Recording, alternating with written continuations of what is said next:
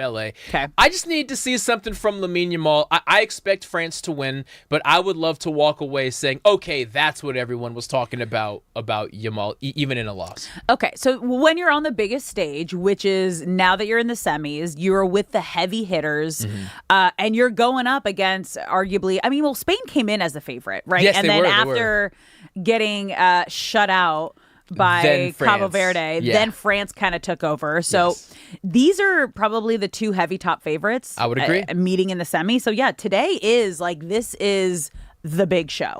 I would say that whoever wins this will be the favorite in the next match, no matter who they face, because England is kind of considered a little over their skis right now. Like outside of England, I don't know how many people thought they were going to make it this far, and then Argentina or Vargentina has got by the skin of their teeth and phantom red cards, and you could argue shouldn't even be here right now. You are fully on the Vargentina bandwagon.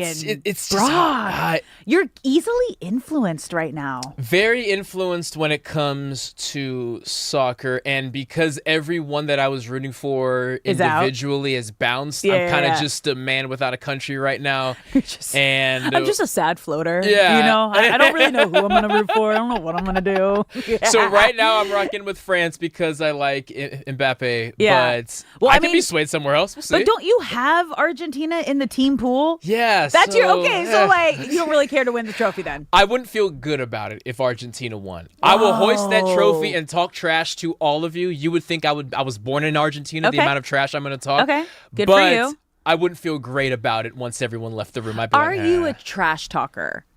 Because I was never a trash talker. And if someone was trash talking me, I'm like the silent assassin. Ooh, I just smile and it pisses them off even more. I'm like, okay, keep it coming. I never talk back. Let my actions speak louder than my words. I was always that. When you least expect it, am I going to take you down? My favorite form of trash talk. So when I played safety, I couldn't do it as much. But when I was at corner, depending on what side of the field you're on, you're closest to the opponent's sideline. Mm-hmm. So what I would do, and I would never initiate, but if somebody initiated, then I would say, okay, I guess we're doing this. Okay. I would never talk directly to the receiver. I would talk to his teammates and his coaches. Almost like, you're not worthy of me speaking to you.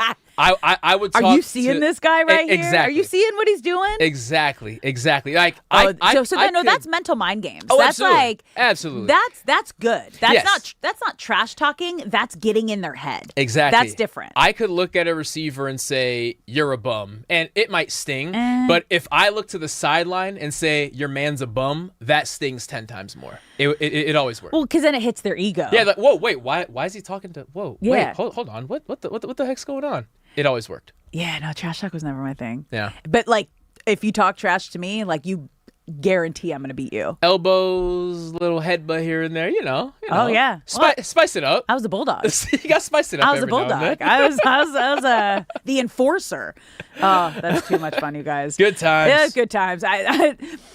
We're going to get to this later because he looks busy right now. We ain't going to get to the Shea DB moment right here. But what we are going to get to is that we have the All-Star game also tonight. So we have France versus Spain kicking off at 12 p.m. And then the MLB All-Star game at 5. And LA has 6 All-Stars heavily represented, tied with Philly for the most selections. I'm actually going to cheat a little bit. Okay, because let's go. We have more than anyone, because you got to count Dave Roberts, who's coaching, and I'm really cheating here. Dino counts as well. So the Dodgers have the most representation. I was like, where is he going with this? I got this. A couple coaches. Yeah. They got a couple coaches out there. Philly would have more if, was it Wheeler who turned it down? Wheeler turned it down. He did. So that means he doesn't actually get the nod. Correct. I don't because know. My understanding is Shohei is not there due to injury, but he accepted the bid. Yes. Wheeler said, no, I do not want the bid. That's so wild. That's so petty. Extremely petty. And I kind of like it. And a knock to your career numbers at the end of the year. Like when you're done. Like, he was a blank time all-star. Mm-hmm, mm-hmm. you're going to miss out on one of those. This feels like something that is sticking it to the man and feels good right now. But I bet 2 years from now, like 2 years from now, I bet he'll think back and think, I probably just should have went there and that pitched was reactionary, yeah. Especially since it's in your home stadium. Right. What a missed opportunity for him to go out there and pitch an inning or two in front. Yeah. That's like an unfortunate, like, you let your emotions like get the best of you. The emotions are justified, but he'll regret this at some point in the future. Wild. Yeah. Wild, you guys. So yeah, as Brock mentioned, Shohei Ohtani got the nod, but is obviously not playing in the All-Star game today. He is here. He got treatment on his knee this weekend. He got it drained, and then he got a cortisone shot, which we dived into a lot yesterday. But the draining is a positive thing. The cortisone shot is... it makes you have a little more... Yeah, there's a... more questions than answers, because how bad is the pain? And that's kind of where you go, where you need to get a cortisone shot to be able to, I guess, maintain his finish play. The season. Yeah. And remember, this is a knee that he had surgery on in 2019. It's something that he was born with and just something that he deals with. So I hope it's not as bad as I'm thinking it might be, but this was the best possible decision by the Dodgers and Shohei Ohtani to keep him home in LA so he could get that treatment this weekend, get a full week of rest, and that'll be 2 full weeks between starts on the mound, because that's where he said he was really feeling his knee. That his knee is his left knee that he has the double patella thing going on, and instead of one patella tendon, he has 2, which leads to more injuries if you don't maintain it. And when, as a right-handed pitcher, he plants that left foot into the dirt when he throws the football when he throws the baseball, and all of that weight, all of that force, all that impact is just going to keep swelling and swelling and swelling. So yes, this is the best call to just rest. I would love to see Shohei Ohtani throw a football. He could probably throw it a mile. Well, that's what I'm saying. Like, when you're that kind of athlete, though, if you just give him like a day to like figure out the spiral, yeah, dude, he'd be throwing rockets. Honestly, Shohei's 6'4". I'd like to see him play receiver. I'm not sure there's an athletic thing that Shohei could. But he's a pitcher, so a quarterback would be. Yeah. Pitcher especially would be dangerous. That would be impressive, you guys. Yeah. Well, they also have Freddie Freeman, Max Muncy, Andy Pages, who were all voted in to the starting lineup. Yoshinobu Yamamoto was selected as a pitcher, and then your boy, Justin Robleski, was added as an injury replacement. Who are you most excited to see tonight? It's unfortunate because in order to see Robleski, I have to root for someone else to be hurt or call it off, and I don't want to do that. Today is about celebrating baseball, so I will say Andy Pages. Because he should have been there last year. Yeah, he's tried to he said the right things and downplay how much the All-Star note meant to him, but not getting it last year really killed him, and this year he cried tears of joy when he found out. So I'm excited to see what he'll be able to do. Yeah, it's just, I feel like this is his everyone in the league. Like last year, LA fans were put on notice. If you didn't know Andy Pages, you were like, okay, this is the future. Because there was a lot of doubt. Like, can this guy be the center fielder future for the Dodgers? And last year there were questions. Obviously, we all thought he got snubbed, the All-Star snub. And then this year, to get voted in, everybody knows. Because to be on the Dodgers, the back-to-back World Series champs, with all of these MVPs and All-Stars, and to be the team MVP this season, that says something. It does. It does. And for him to have such a cold streak toward the end of the regular season last year and really most of the playoffs, and then be the hero at the end of the World Series, and to just take that momentum and hit the ground running into this year. He's had as good of a first half of the season. I'll put him with Justin Robleski. You can't script a better first half of the season for either of those guys. But Andy Pages deserves this, and I hope he makes the most of it. Oh, same. And then Max Muncy, you guys, it's been 5 years since he's been back. Yeah. And this is the third position that he's been selected to as an all-star.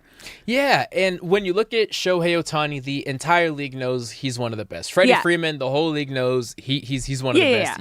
Yoshi Yamamoto, one of the best. And all three of those guys you can imagine or are guaranteed to be in the Hall of Fame one day.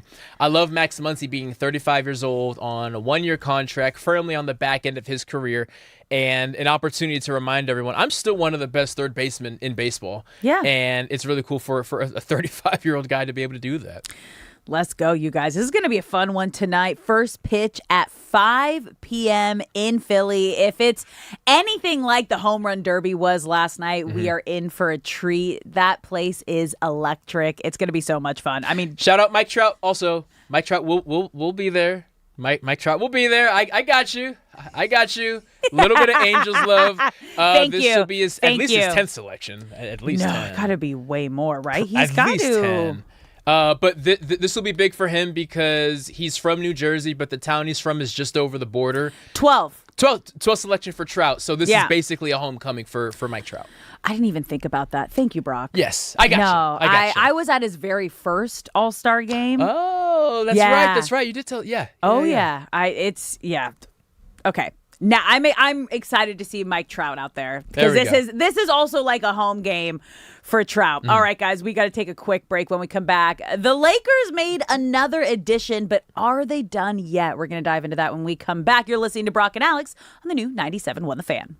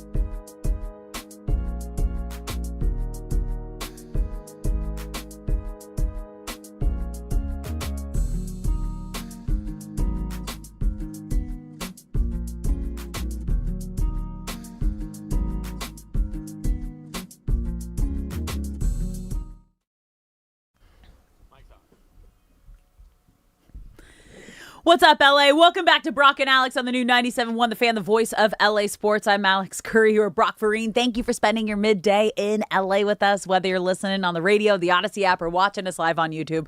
We appreciate you being here, and we want you to be a part of the show and the conversation. So if you're watching the live stream, get in the chat at The Fan LA on YouTube. You can also call us at any time, 855-97-LA-FAN, and you're going to want to save this number, you guys, 855-975-2326, because in about 45 minutes, we are giving away Monster Jam tickets. They are coming to Crypto Arena this Friday, July 17th. Nothing compares to the one and only Monster Jam, featuring awesome trucks, incredible stunts, huge air, and nonstop action. See fan favorites like the Gravedigger, El Toro Loco, Sparkle Smash, and more. Keep listening throughout the show and tune in at the top of the next hour for your chance to win tickets to Monster Jam. You can also get tickets now at axs.com, or in 45 minutes, just call us and you can win a pair. I asked you this yesterday. Have you ever been to a Monster Jam? Have not, but I've been to a rodeo because that's how we got on That's our rodeo how we got on the hole. rodeo. Yeah. I would like to see a Monster Jam. The fact that they can make those things do backflips is insane. They do to me. backflips? Oh, do they? Do I've backflips? never been to WWE. I have never been to a Monster Jam. Like I did, and I covered like X Games for a while. Okay, so yeah, like yeah. action sports where I saw like people do flips and backflips and things like that. But like monster trucks and then like the theater of the WWE, like those things I would like to see. Those are on my bucket list of events I'd like to check out. I will admit, wrestling has never really clicked with me. Okay, so but seeing it live, I've heard, can help. You have to reimagine it. So it is sports theater. So when you realize it is a performance and it is an act, and you look at it like, wow, look at these crazy athletes that are able to do these flips and work together in unison. It's almost like a choreography, so they don't really hurt each other. Right. Then you find a different kind of appreciation for it. Yeah. And it's not like, oh, I know they're not like real. Like it's real, but it's not like they don't know what's coming. Yes. It's like a dance. Yes. And I think when you're a kid, you have to be, at least for a 90s kid, I felt like I had to either go on the side of wrestling is real, it's all real, or it's fake. How can you watch that? Whereas as an adult, you can appreciate a story. And yeah, it's in the theater it's like of a it. Cirque du Soleil soap opera. Yes, it's a performance. Okay. It's a performance. Shade, have you done WWE? Okay. You're looking at me like, what is happening? I've never been. I was never a WWE fan. No, I wasn't either, but like Yeah. I wanted to understand it because so many people like are obsessed with it. Like I love The Rock. Yeah. I love Dwayne The Rock Johnson, and like that's how he got his start. And like I was like, you're a theater. I was a theater kid. I was like, look at it like it's a theater performance. And then I watched it like that and was like, oh my gosh, this is incredible. We are gonna have to see it live whenever WrestleMania or whatever comes back around. I think they did it at SoFi a couple years ago. Yeah. We may need to swing by because Yeah. I would love to see it with new eyes. And you know what? If you are a WWE fan, you guys call us and give us your elevator pitch as to why Brock and I need to jump on the fan wagon of this. Call us at 855-97-LA-FAN, 855-975-2326. What are we missing? Besides, again, like I'm getting into the whole theater performance of it all, the sports theater. Would you call it Cirque du Soleil? Cirque du Soleil soap opera. Yeah. I'm into that. Yeah. I'm into that. That's a good way to look at it. Savannah Bananas, you like them? Love Savannah Bananas. But that's like real baseball. And they're just doing flips and stuff around it. Around the baseball. Around the play. baseball. Would you put them in like the category as like what's that one basketball team? Globetrotters? Yeah, Globetrotters? Globetrotters. No. Yes, in the aspect of we are adding flamboyance to a game, but the Savannah Bananas lose all the time because the team that they're playing against is actually trying. Yeah. The Generals, which is the team that the Harlem Globetrotters always play, they've only won like 2 or 3 times because it's scripted. And So it's just the two of them Yes. that always play? So it wasn't a league. It was just... the Globetrotters always play the Generals, and it's much more scripted. It's still I didn't know incredibly that. entertaining. But the There's Savannah, only 2 teams right, the whole time. but the Savannah Bananas opponents rotate, and those teams are told, no, you are trying to beat us. Like, ignore the BS that we're doing. Well, it's a league, right? Yes.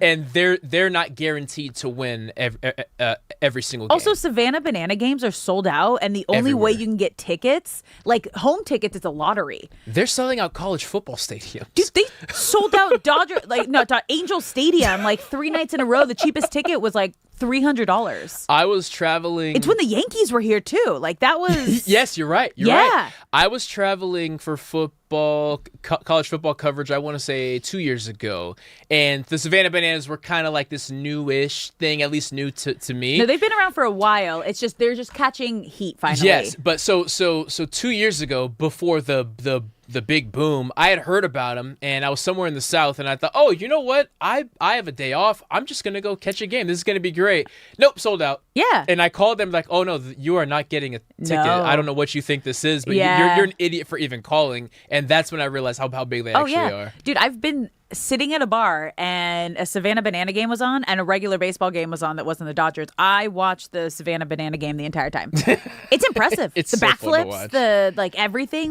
hitting impressive. dingers off of unicycles. Dude. It's insane. Did they really do that? Yeah. What? They have one person who can hit them off a unicycle. I love that. You're listening to Brock and Alex on the new 97.1 The Fan, the voice of LA sports. The Lakers, you guys, continuing to make moves. They signed Zaire Williams to a 1-year, $3 million contract. Low risk, but really to help bolster their wing athleticism, the length, the bench depth, because they really needed the wing depth. Now, yes. I don't think they are done yet, but they continue to just really reshape this roster around Luka Doncic and Austin Reeves. And it feels like they keep making the right moves. They do. And this is a massive move considering that it's only a $3 million addition. Yeah. So Zaire Williams started off in Memphis. He's spent the last 3 years with the Brooklyn Nets. This will be his 6th season. So 6'9" forward. But can guard really any position other than center. So we'll say he can guard 1 through 4 because he has a 7-foot wingspan. Yeah. And when you add him, again, behind Luka, behind Reeves, he is yet another addition that can take defensive pressure off of your 2 offensive stars. And offensively, he provides a ton. He's a lob threat. He's a great athlete. Can play above the rim. But why I feel Lakers fans will fall in love with him is he's just a high effort guy. He is sprinting. If like the Marcus Smart vibes. Yes, during the end of the season, throwing his body on the ground. Yep. Yeah. Transition buckets will be a thing. He will catch defenses slipping a ton. Historically averaged 22 to 23 minutes a game, so definitely not a starter, but he will be significant depth off the bench. And maybe most importantly is a California kid. He's from Sherman Oaks. He went to Stanford. Played with Bronny at Sierra Canyon. And there's always a boost that comes with coming to play back at your hometown. Okay.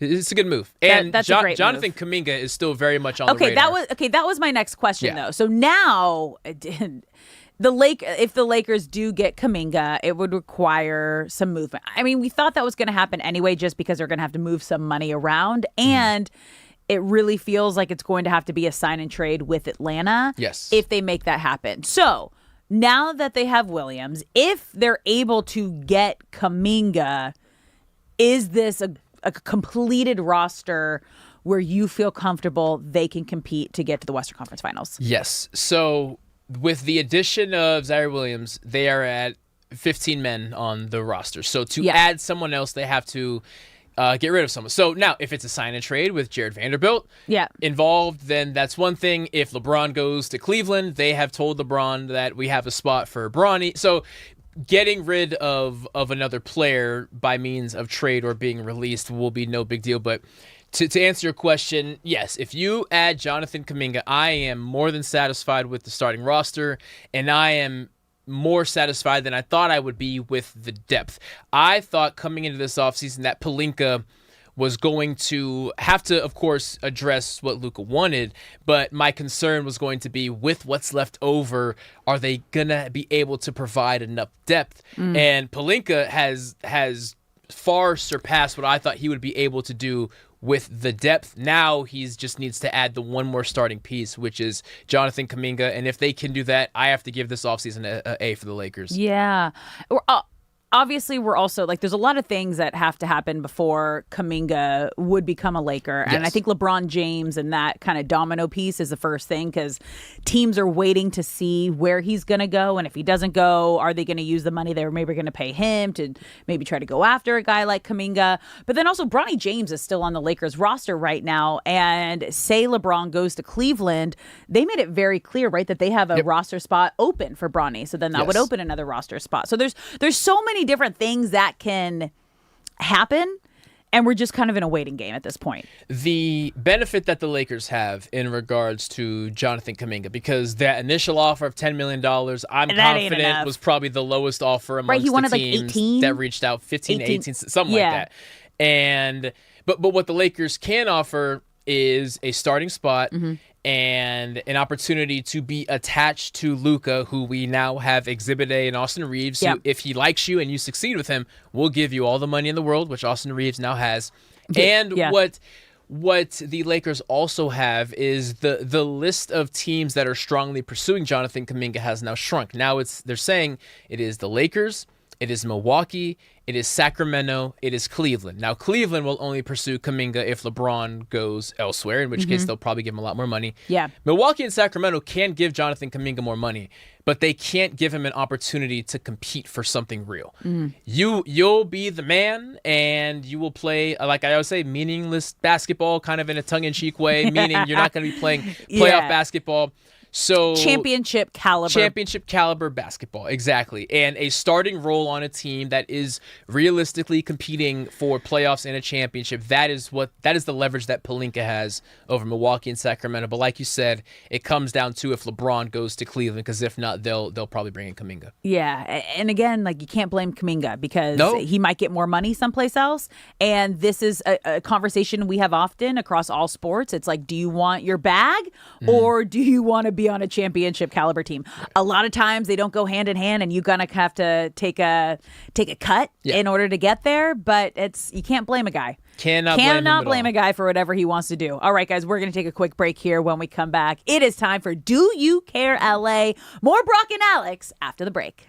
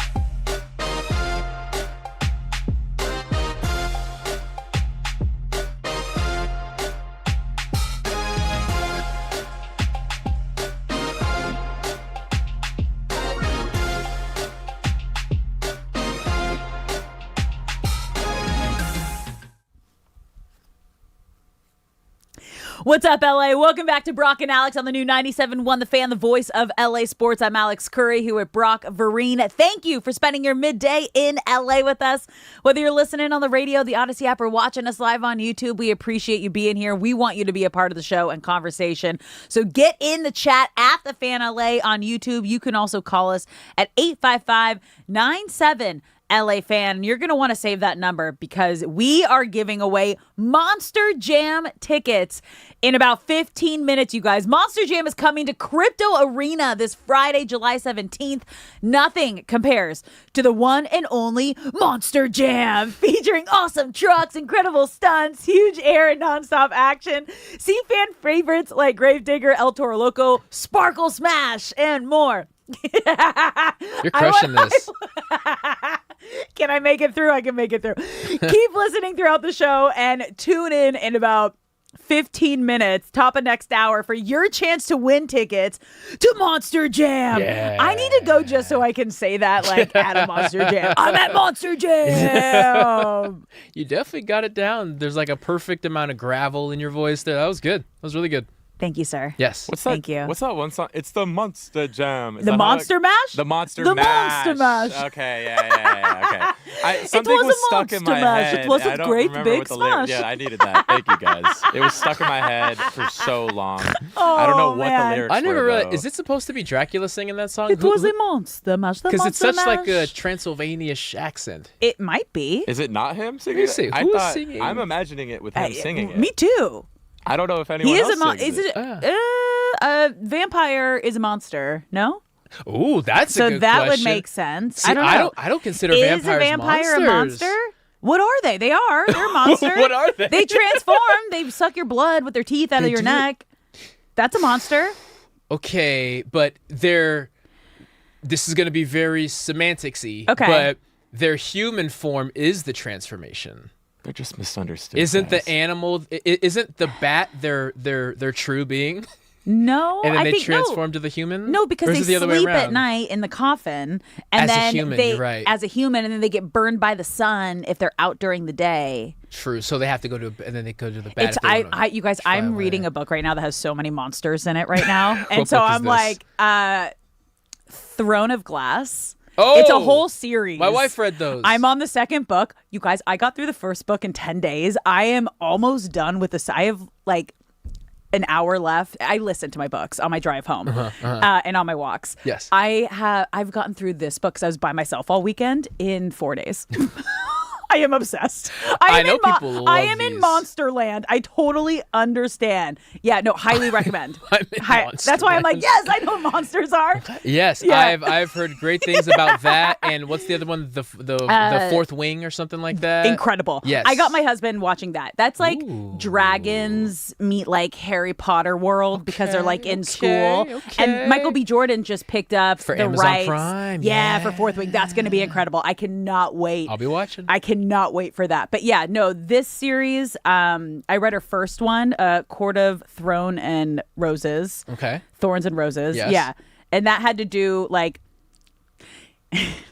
whole different like people that turn like fae that are we don't need to go down this rabbit hole. It's really great, but this other one is about assassins and monsters and universes like crossing over. My wife It's cool. finished the series and has immediately restarted the entire series. Like she is obsessed with these books.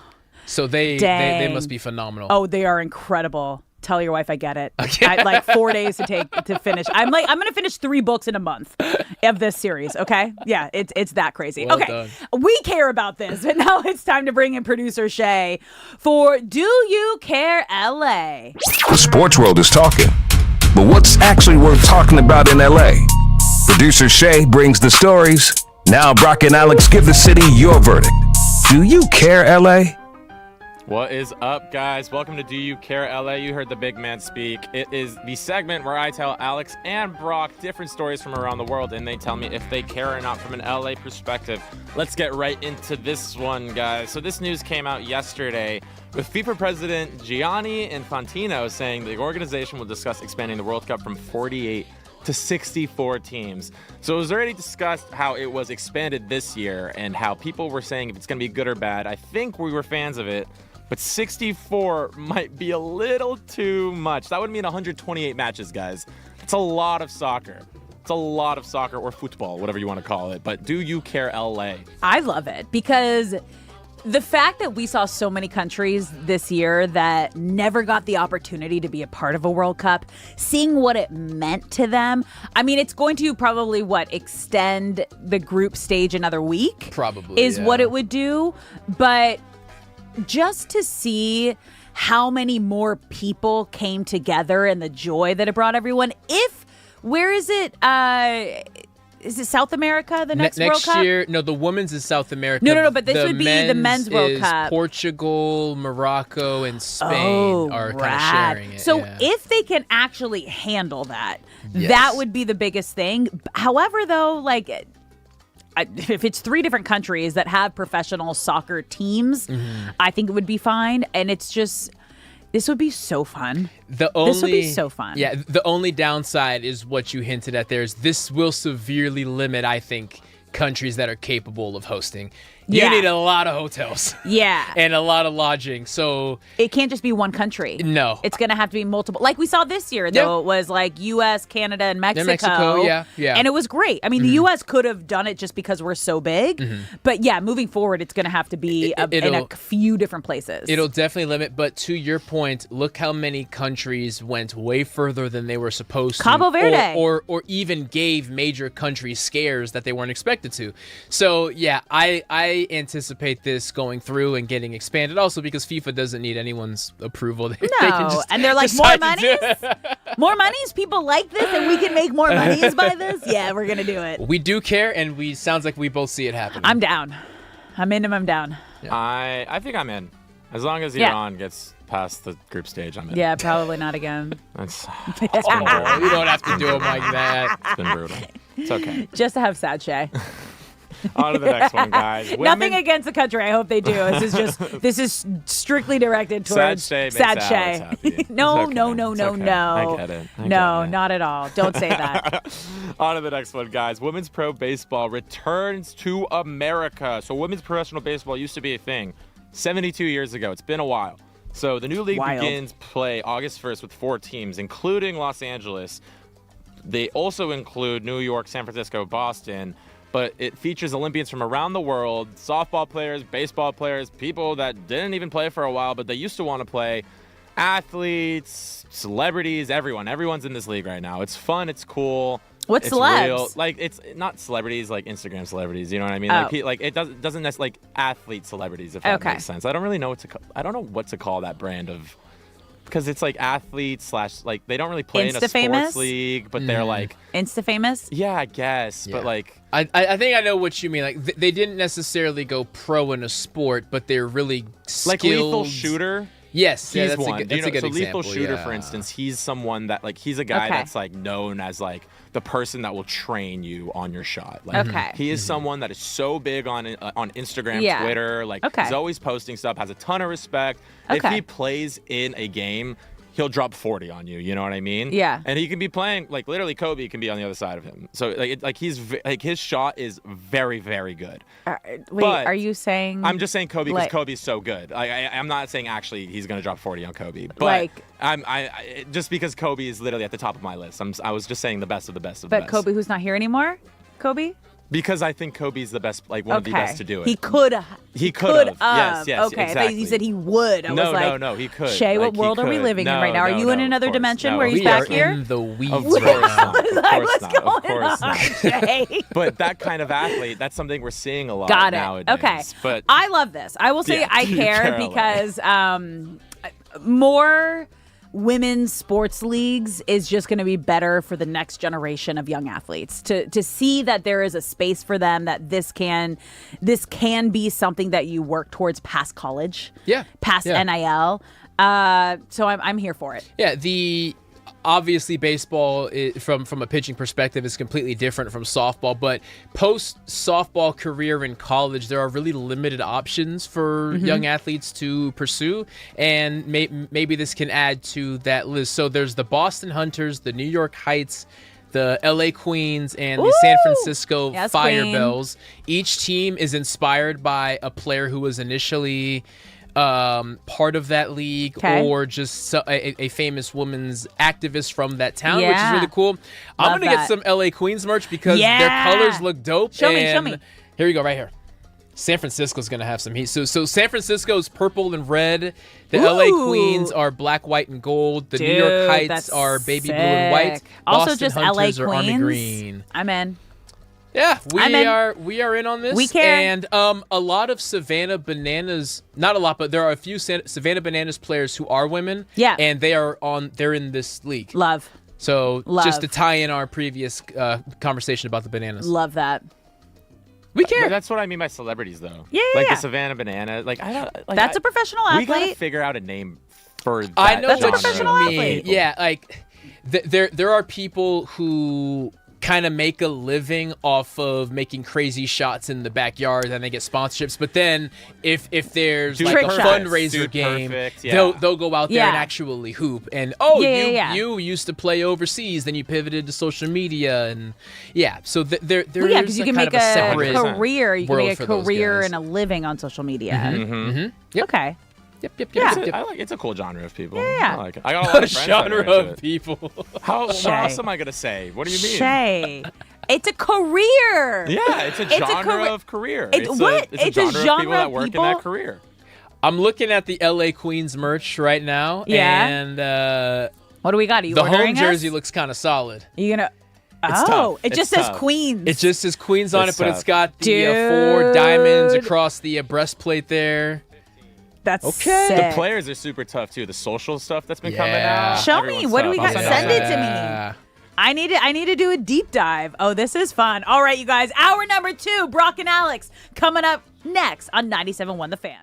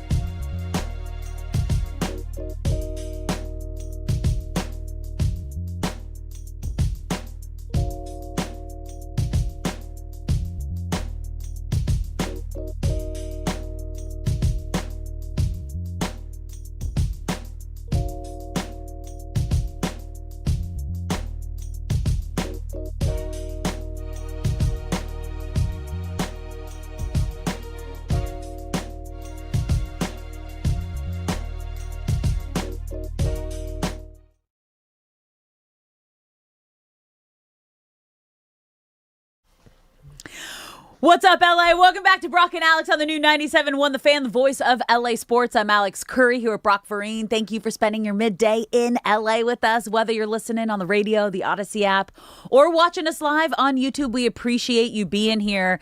And we want you to be a part of the show, you guys. You can call us at any moment at 855-97-LA-FAN. And you know what? You're going to want to save that number right now because we are about to give away Monster Jam tickets. All you got to do is call 855-975-2326. Monster Jam is coming to Crypto.com Arena this Friday, July 17th. Nothing compares to the one and only Monster Jam with awesome trucks, incredible stunts, huge air and nonstop action. See fan favorites like Gravedigger, El Toro Loco, Sparkle Smash, and more. Call us right now at 855-97-LA-FAN. That's 855-975-2326. Caller number 4 is winning tickets to Monster Jam. Monster Jam. Monster Jam. Smash.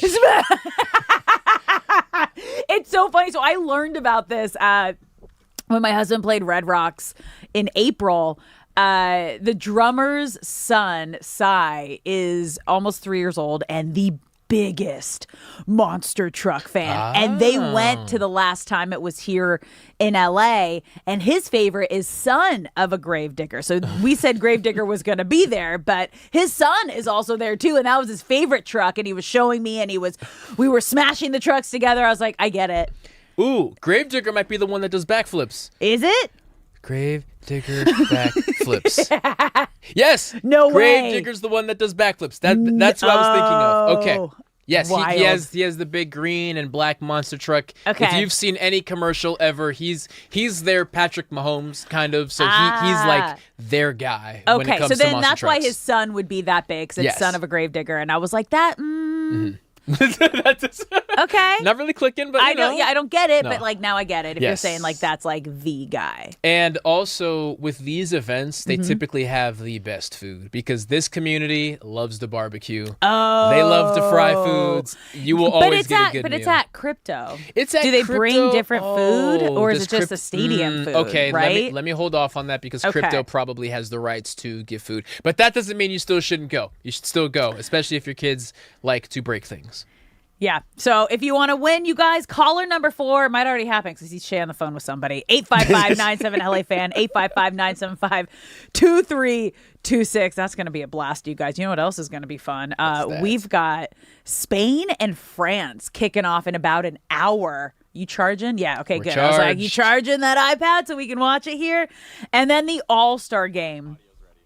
All-Star game at 5 o'clock tonight. The Dodgers have 6 All-Stars minus Shohei Ohtani because he is staying home. He got treatment this weekend, got his knee drained, then got a cortisone shot.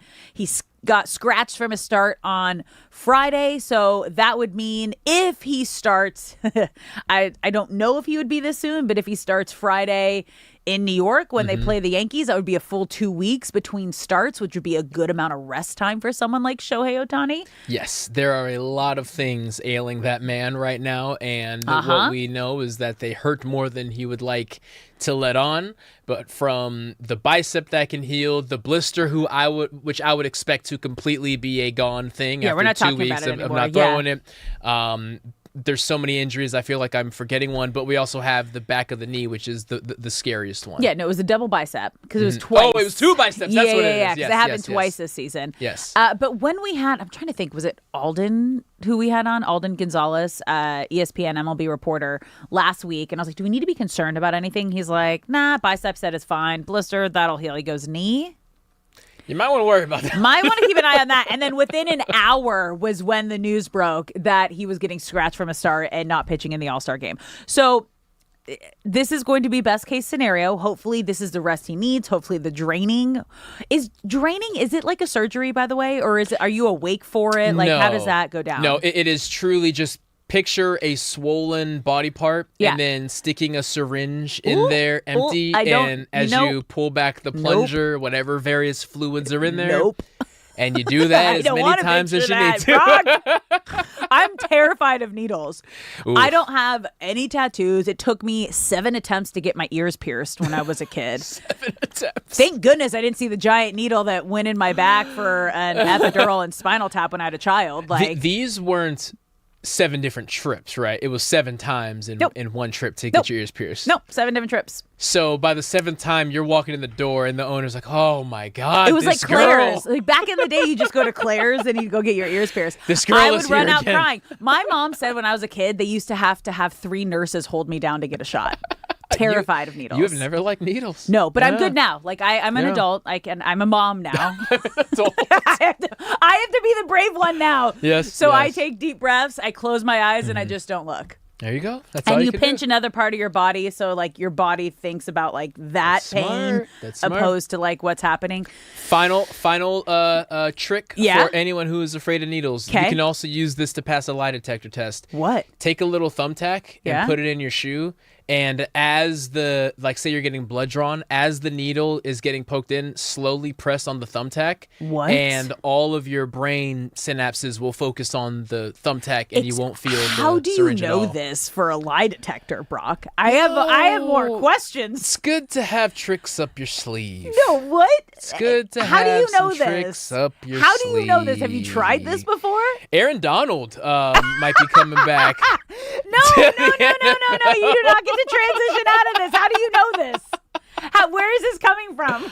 Look, we all have our CIA tricks in case you're ever, I love CIA movies and all that. Did you get it from a movie or a show? Not a movie. I was listening to someone talk one time, and I was Okay, like, "Oh, so you that's how haven't pass a lie tried it. detector test." No, Okay, I I've was never gonna taken a lie say, I detector was test. like, Brock, never taken one. Brock. Never taken one. All right. Well, okay. Well, let's get to that now. You're listening to Brock and Alex on the new 97.1 The Fan, the voice of LA sports. And yesterday, well, actually Friday, is when the sports world just went ham on the Aaron Donald comeback rumors because TMZ Sports published a video of Aaron Donald working out at the Rams facility on Friday for nearly an hour. And then yesterday, we had Mark Schlereth on the show, and I asked him about Aaron Donald. And you guys, it just feels more real every day. Take a listen to what Mark Schlereth had to say. What's up, LA? Welcome back to Brock and Alex on the new... Yeah, Shay? Hey! What happened We always there? love hearing Alex's voice. Thank you. though. Welcome back to Brock and Alex. That was not the Mark Schlereth sound that I was trying to get to. Shay, let But me know. we do want to welcome them back. We do want to welcome him back. Do you have it? Okay, let's hear it now. How real do you think this Aaron Donald comeback actually could be? Oh, I think it's 100%. I think it's done. And it frightens me. Like Aaron Donald, for years, the best football player I've ever watched play. The dude is unbelievable from a leverage, a quickness, a strength combination. There's always something, and I always think about it and put myself in that perspective if I had to block Aaron Donald. And talking about Aaron Donald is like he has got a skill set that nobody else at that position has ever had. And I just thought he was the best football player in the National Football League for multiple years. Even when he retired, I still thought he was the best player. And now all of a sudden, if you couple him on one side, I mean, it just is not, it's not fair. You put those two just war daddies on one side of the line of scrimmage, it's just not fair. I forgot that he said war daddies. We need that. We need that on a shirt. Like, That wasn't even the best part. I cut out the part. I know. Yeah. Or he's like, if what did he say? If I had to block Aaron Donald, I would have destroyed him because he would have been 2 years Yeah. old. 2 years old, yeah. I felt so bad cutting out the best parts from it. There was a lot. Watch that interview, though. We posted it on YouTube if you missed it. It's Watch so that good. interview. Can we get a shirt that just says war daddies? So war daddy, it's funny. It's a common phrase in Is football, it? but you only hear it from offensive linemen. Ah. It's an offensive lineman slang term, but Okay. somebody does need to throw it on a t-shirt of some And it's kind. for the O lineman, or is it like describing like? It's describing someone who is difficult to deal with, Okay. but you only hear offensive linemen use it. I love that. I don't know why it's them, but it's them. Yeah. It's so I love the war daddies. But he started that out, you guys, saying it is 100% done. So something happened yesterday Yeah. that also added to this. Devontae Adams. Oh, I sent this to the group chat. Yes.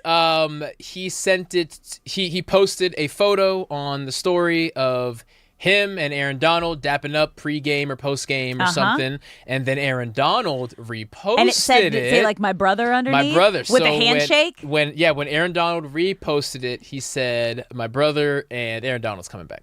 It's happening. Yeah. Like, it's just like, when are you going to announce it? And when are we going to know? And when is the whole sports world going to go, oh my goodness? Because that's going to be terrifying defense. And Mark Schlereth was going into detail about what makes Aaron Donald so dangerous. And it was an interesting perspective because he's like, he's not a tall guy. Right. And that's kind of his secret weapon. Because what'd he say? When you're taught to block, you're supposed to get back on your heels and push the guys up. But because Aaron Donald is so low to the ground, you're almost on your toes, so you're off balance when you're trying to stop him and block him.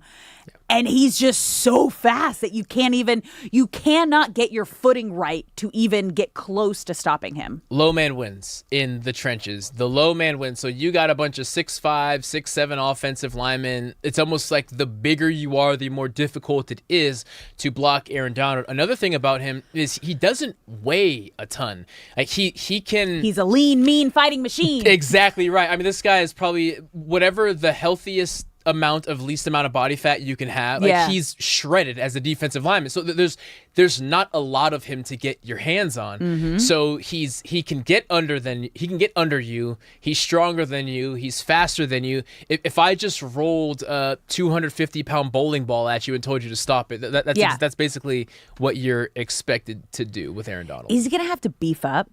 Like, with how often he's been working out, he'll probably have to add on a couple pounds. I'd imagine he hasn't been walking around his playing weight. But since Myles Garrett signed a month and a half ago, he's been in the gym in a different way. He's had time to put some weight on. In a different way. You guys, it's happening. I am just in the mindset now where it's happening and I'm preparing myself. Shay, you said you had a question for us? Yeah, so obviously the last month we've been talking about Aaron Donald, but the last couple of days it's kind of turned into it's happening. Yeah. Mark said 100%. I think it's going to happen. Like, it's already done, he said. Yeah. And then he also mentioned how Aaron Donald is someone who he still thinks is one of the best athletes in the NFL 2 years, 3 years, 4 years after being retired.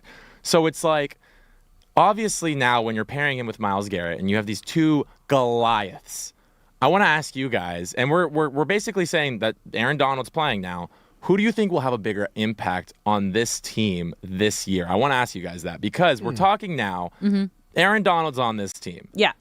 Who's going to have that bigger impact? I want to talk very early. Your first takes, not really looking into them, not seeing what they've done, not really looking at the matchups or anything. Who is going to have the bigger impact on the defense? So I think like physically it's going to be Myles Garrett. Like this is going to be his defense, but there's going to be a respect. And when Aaron Donald, who kind of passed the torch to Myles Garrett after he retired, because Myles Garrett now 2-time Defensive Player of the Year, the reigning Defensive Player of the Year, obviously this is Aaron Donald's legacy is the Rams. So when he comes back, he is going to have that veteran presence. He is going to be the leader in the locker room. But I think on the field, that is going to have to be Myles Garrett. Like he is the number one. Aaron Donald is the 1B. Like I'm not saying like he can't get back to that level and get back to that place that he was at before he retired, but it has to be, and it will be Myles Garrett leading by example on the field, and Aaron Donald just being there and being who he is and what he has meant to this organization, that leader in the locker room. Yeah, if I'm an offensive coordinator and I'm gearing up for week 1 and we play the Rams, so if I'm Kyle Shanahan, then in Australia, by the way. In Australia, oh my God, I can't believe that. Don't forget. So you have to treat Myles Garrett with more respect because last year he set a record for sacks and he's the reigning defensive player of the year. You have to go into that game saying, Aaron Donald has to prove to me that he's still got it because I know for a fact that Myles Garrett does. Now, will Aaron Donald prove in short order that you still have to treat him with as much respect as you always have? Of course. But in regards to early on in the season, from a game planning standpoint, you have to game plan for Myles Garrett. But where defensive coordinator Chris Shula gets to have so much fun is once Aaron Donald garners that level of respect. It puts offensive lines in such a bind because you could put Myles Garrett and Aaron Donald on opposite sides, meaning you can't double both of them because now the middle of your offensive line is weak and your quarterback can't do anything. You could put them on the same side, put Myles Garrett and Aaron Donald on the left side. If you slide all of your protection to the left, okay, well, now you have Poona Ford, Braden Fisk, Kobe Turner, Byron Young. With both of them will have one-on-one coverage. Like it is an impossible task to plan against this defense already. If you add Aaron Donald, as Mark Schlereth said yesterday, you just have to start throwing plays away. You have to enter a game against the Rams saying, we can't run this play, we can't run this play, we can't run this play, throw all of that out. And of course, for defensive coordinator Chris Shula, that is extremely advantageous. Like, it's happening. Yep. The fact that I just want to know, because like when I asked Mark Schlereth, like, is this a possibility? It was like, almost offended that I asked that. He's like, oh no, it's 100% done. It's happening. Yeah. What does he know that we don't? Like, was that him? Like, he has some insider information, or is that just his excitement of like all of us being like, no, you saw him at the practice facility. That means it's going down. It was pretty matter of fact, and to his point, like, I saw Aaron Donald going to the practice facility as him thinking that's probably the safest place to be.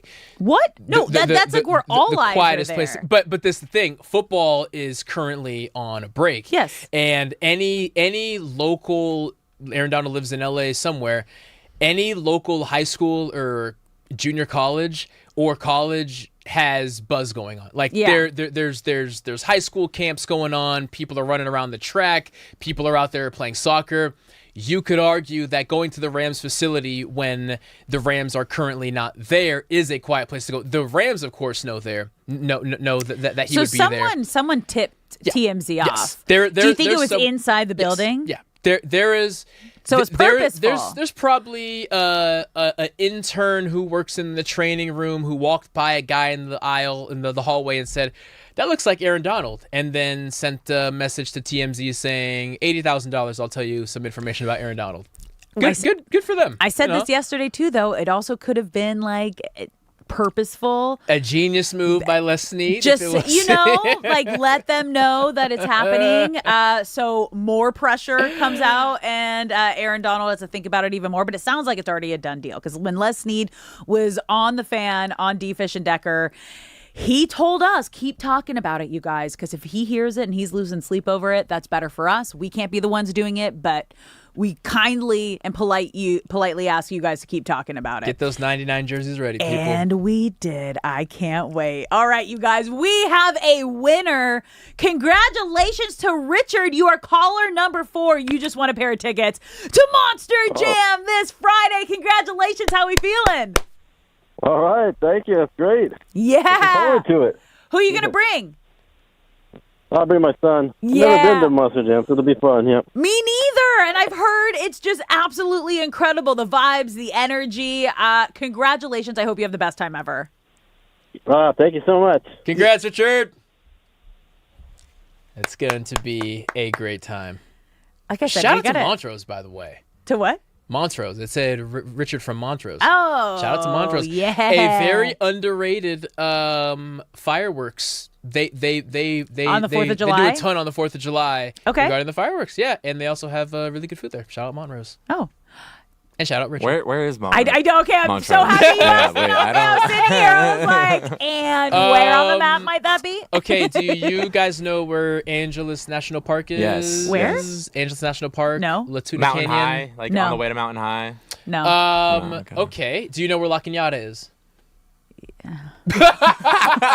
Okay, Alex if stays you are Manhattan in, Beach. No. I just say West Side. If you- Anything over the hump, yeah, which is past the Getty for me, is just like, I know Burbank, I know Sherman Oaks, I know Calabasas. go in the wrong direction. Go east. So if you are going up to 405, Okay. You're going to merge onto the 101 East, going to your right. If you're going north, you're going to your right, and you're going to keep going. It's going to turn into the 134. Yep. Then it's going to turn into the 210. That's you're going right. to get off the 210 and get on the 2 and go north a little bit, and you're running to Montrose. It's just north of Glendale. Dang. Yes. Okay, that was Lovely very community. Californians of you. It was extremely. 4 yes. 5 to the phone. What'd you say to the 2 5. times? Take the 101 down. Have fun, Did you, Richard. there was a. Did you guys see the truck? Oh, you guys wouldn't know. There was a truck flipped completely on the 101 this morning on my that's way. sad. I have never seen a truck. I hope completely everyone's flipped, okay. though. It looked like it was fine, but it looked like one of those situations where it was just 2 trucks that got mangled, and like That they just doesn't had a seem mind. fine, of, Shay. No, That seems like, scary. There wasn't like a lot of cops. It was Yet. more of just like no. I didn't see it happen. I didn't the see way it you're happen. talking Okay. If everyone involved is okay, then Yeah. I'm going to make this joke. So we're going to assume everyone's okay. Everyone- They're Okay. just getting ready Yeah. for Monster Jam. Yeah. Exactly. Yeah. Dude, the traffic was It was insane a though monster because it jam. was insane this Monster morning. jam. Yeah, I've seen everything. I drive freeways for a living, so the things I've seen on the freeway, like I said, I think I could be a professional driver. That is my hidden talent. Okay, Like, really, okay. no, I'm great. I believe it too because you are a natural talker and people would like riding with you. Yeah. Definitely, yeah. Like, not that kind of professional driver, race car driver. Oh, I thought you meant like a chauffeur. Excuse me, Brock. Well, you got to say professional racer I said or something. professional driver because I'm so good on the freeways. I zoom in and out of things. I'm aggressive but defensive. Like, I could be a professional race car driver. I thought you were going to have like a blacked out like a Tahoe Cougar outside of Welcome LAX. to Cougar. Like no, picking up an actor going to the Oscars or something. Okay, on now the I got you. racetrack. Now I got you. Got you. Brock, I have faith thought in you knew me better than that. I also think you would be a great race car driver. Good recovery. Good recovery. You're listening to Brock and Alex on the new 97.1 The Fan, the voice of LA sports. When we come back, you guys, was that the best home run derby we've ever seen? And will that bleed over into the All-Star game tonight? Don't go anywhere. We're diving into that when we come back.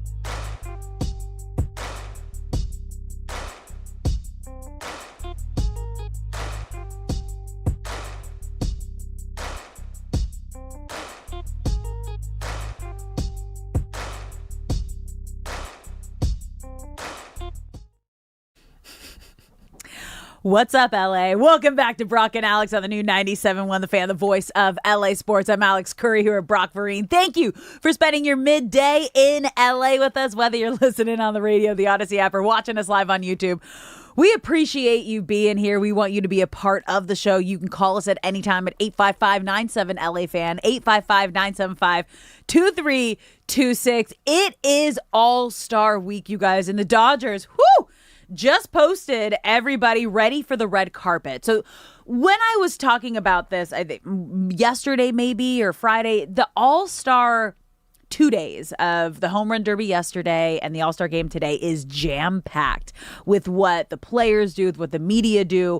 So they're getting ready for the red carpet event right now, which is really fun. All the players with their families.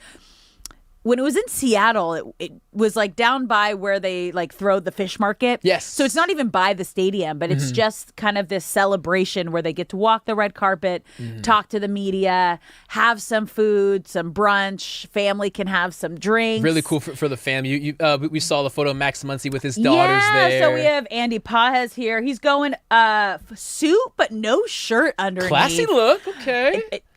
Baller look, just with the chains showing. Chains so showing. Flexing on him you one guys, time. No shirt, but like Iced has out the Pajes. chains. You know how That's uncomfortable that is? Sick.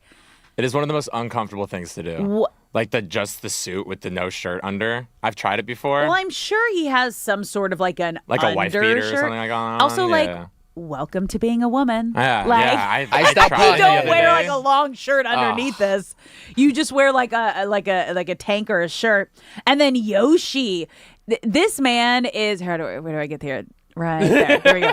This man is like a fashion icon, you guys. He has this like cross. It's not even like a bow tie. What would you call that? I don't even know what that's called. Instead of a tie, he has like it comes down to form an X. So picture a short Sick untied Rolex, tie that comes down to a too. cross across the chest. Tiffany's blue Rolex. Did they do a partnership? Rolex and Probably. Tiffany, maybe? Probably, yeah. I don't know. That is insane. And for just those- Yoshi or the Dodgers? Just What? Yoshi. Just Yoshi. he's so Just- tough. For He's just those showing off who, they showed his who aren't watch. It's in the know, insane. Yoshi is a fashion icon. through and through. Like his bags, I want. That man. His bag collection. He could also have a stylist though, and then you like rent the items and then you give them back when you have a stylist. You But don't there's another necessarily thing own in them being all. able to pull it off, though. He can pull off anything. Oh, Max Muncy with his kids, you guys. It's so cute. Classic Max Muncy. The fridge. There you go. Robleski going with, I think I see Shades? it double-breasted there. Double-breasted suit with some there's shades a t-shirt underneath, There we go. showing off some rings. It's and then definitely Freddie an age Freeman. thing. Freddie Freeman, they're going all tan with his whole Okay. family. New baby girl is there too. Oh, she made the trip. She made the trip. Oh, that's going to be fun. It's definitely a youthful move. The No t-shirt shirt. or no shirt underneath the double-breasted I suit. like because like men don't get to do as many risky fashion Yes, moves true, that women true. get to do because it's so fun. Like I tell everybody, I'm like, fashion is all about confidence. Wear whatever you want. If you have the most confidence possible while you're wearing it, everyone's gonna be like, oh, what is that? How can I get one of those? Is this a new trend that I had no idea about? Like fashion is literally just confidence. So like wear what you want. I loved like the no sock look that men started doing with the suits too, but the no shirt with the suit, that's gonna be hot, you guys. Is it hot in Philly this time of year, right? It's summer. It's It hot can get everywhere pretty right humid, now. right? It's like humid over there. Yeah. I don't know. yeah. I'm about to be in Chicago. How hot am I gonna be, by the way? It won't be that bad. It's Chicago But gets... is it humid? Is it like No, sweaty? it gets humid, but it's not as bad as a lot of other truly humid places. Because You're not selling it, but I'm okay with it. There's always a breeze coming off of the lake, and Okay. you'll be fine. Okay. You'll be fine. Okay. Yes. I want to take a moment, though, you guys, for last night and the home run derby and Jordan Walker becoming the first Cardinals player to ever win the home run derby. Homer on his last 6 swings to win it. To come back and beat the home hero in Schwarber, who was just hitting Schwar bombs and had the entire stadium on his side. Jordan Walker came out there and was just ice cold. And I want you to take a listen to the call of his last few home runs. One more to tie, 2 to win it. Here we go. We are tied! Oh, man! Jordan Walker can upend the whole thing as one of the longest shots on the board with a home run right here. A homer wins it, a non-homer, and we're going to a swing-off. Wow! Is that enough? Jordan Walker wins it! Come on, baby! That was the call on Netflix last night. And you could hear with the second to last swing, the boos were just overwhelming. On his last swing to win it, it just went silent. All you could hear were the guys in the booth freaking out. Yeah, it was such a cool moment for him. Understandably, the Phillies fans were booing everyone that wasn't Bryce Harper or Kyle Schwarber, and it added to the atmosphere. But the only time that crowd went silent was when that 12th home run was hit, and there was nothing left to say. And the Jordan Walker story is really cool. Not this season, but last season, he started opening day in right field. After a couple weeks, got sent back down to AAA, which is a completely normal thing. So technically, he's still a rookie by contract standards. And now he gets to say he's a rookie on an $800,000 contract that won $1 million for winning the home run derby. In one night, he made more than he will for the entire season. And we were talking about those boos, and he was asked about it after winning, and this is what he had to say. Still booing you. What's it like to have 40,000 people boo you? I was once told you don't boo nobody, so it feels pretty good. Yeah. Right. How about your dad, Derek? Get over here. Get over here. Oh, he was awesome today. I just loved everything about it. Just his attitude, his approach, the smoothness, his swing. Looked like his dad. But yeah, he just did a great job. We're so proud of him. We're proud. They ain't booing nobody. And there's nothing you can say after that. What a G response. And seeing how excited his dad was, and then he had his grandma there too, and I just want you to hear her excitement. Oh my God, I can't express it, but he knows. I've watched him since he was illegal playing baseball. He was too young to play. And I've been following him since he started, when they couldn't find cleats small enough for him. And he was truly engrossed. And I do believe this is his life calling. I believe it. That's special. Like, I wanted to cry. I had not heard that. That makes me feel great. And the three of them, his mom, his dad, and his grandma, just like all around him for that moment. And even they kept panning to them in the crowd when he was getting closer and closer. Because there was a point there where like, oh yeah, there's no way he's going to win this. Like, he's got to hit 6 home runs in a row. And that was like, once he gets to the magenta ball, you got to keep going in order to win this. And it was so beautiful in so many ways. And you saw the respect on Schwarber's face, too, when he did it. It's like, yeah, that was like, you just did the impossible. Like, Schwarber was the first player to actually homer on the magenta, the last baseball that you get. Yeah. And then Jordan Walker comes up and hits, I think it was like 3 or 4 of them off the magenta ball. Like, that is insane. Yeah. The players throughout the entire night were struggling with the magenta ball. I'm sure there's some kind of mental reason for it. But Cody was talking about it on the morning show, and he actually posted on his Instagram him trying to hit one at Dodger Stadium. Okay. Because the ball is pink and white, when it's getting thrown at you, he described it like it looks like a strobe light and you can't totally see where it is. And in his post, he's like, oh my God, what is that? Like, it's hard to track and it's hard to like focus on. Yeah. I love the new format. What were your thoughts on it? So it's like a reimagined old school format. And I loved it because you actually got to take a moment and see the ball leave the ballpark. When it was on a shot clock, I remember last year my husband and I were watching this and I was like, did that leave? I don't know. We're back to watching him swing. Oh my God, did it leave? I don't know. Like how many, you only got to see if it was a home run by like the tracker. Mm-hmm. And I feel like trying to get that many swings in a short amount of time, that's how it can really mess up a batter's swing after the Derby. This felt fun. Even though it was longer, it felt right. 20 swings in the first round, 15 swings in the semi, and 15 swings in the final. It was great. And I heard a lot of hate surrounding it yesterday before it started. When we were actually watching it, I was like, this is incredible. Like, this is so much better than I expected. A lot of people ate their words publicly saying, okay, I was against this. I think this Jeff is awesome. Passan was one who said this is going to be the worst thing ever. I was like, no, I think it's actually going to be great. I disagree. I think this is going to be wonderful. And it was. Barry Bonds after said this was the best home run derby I've ever seen. Because fatigue has to be a factor because the deeper into the rounds you go, the more tired you're going to get.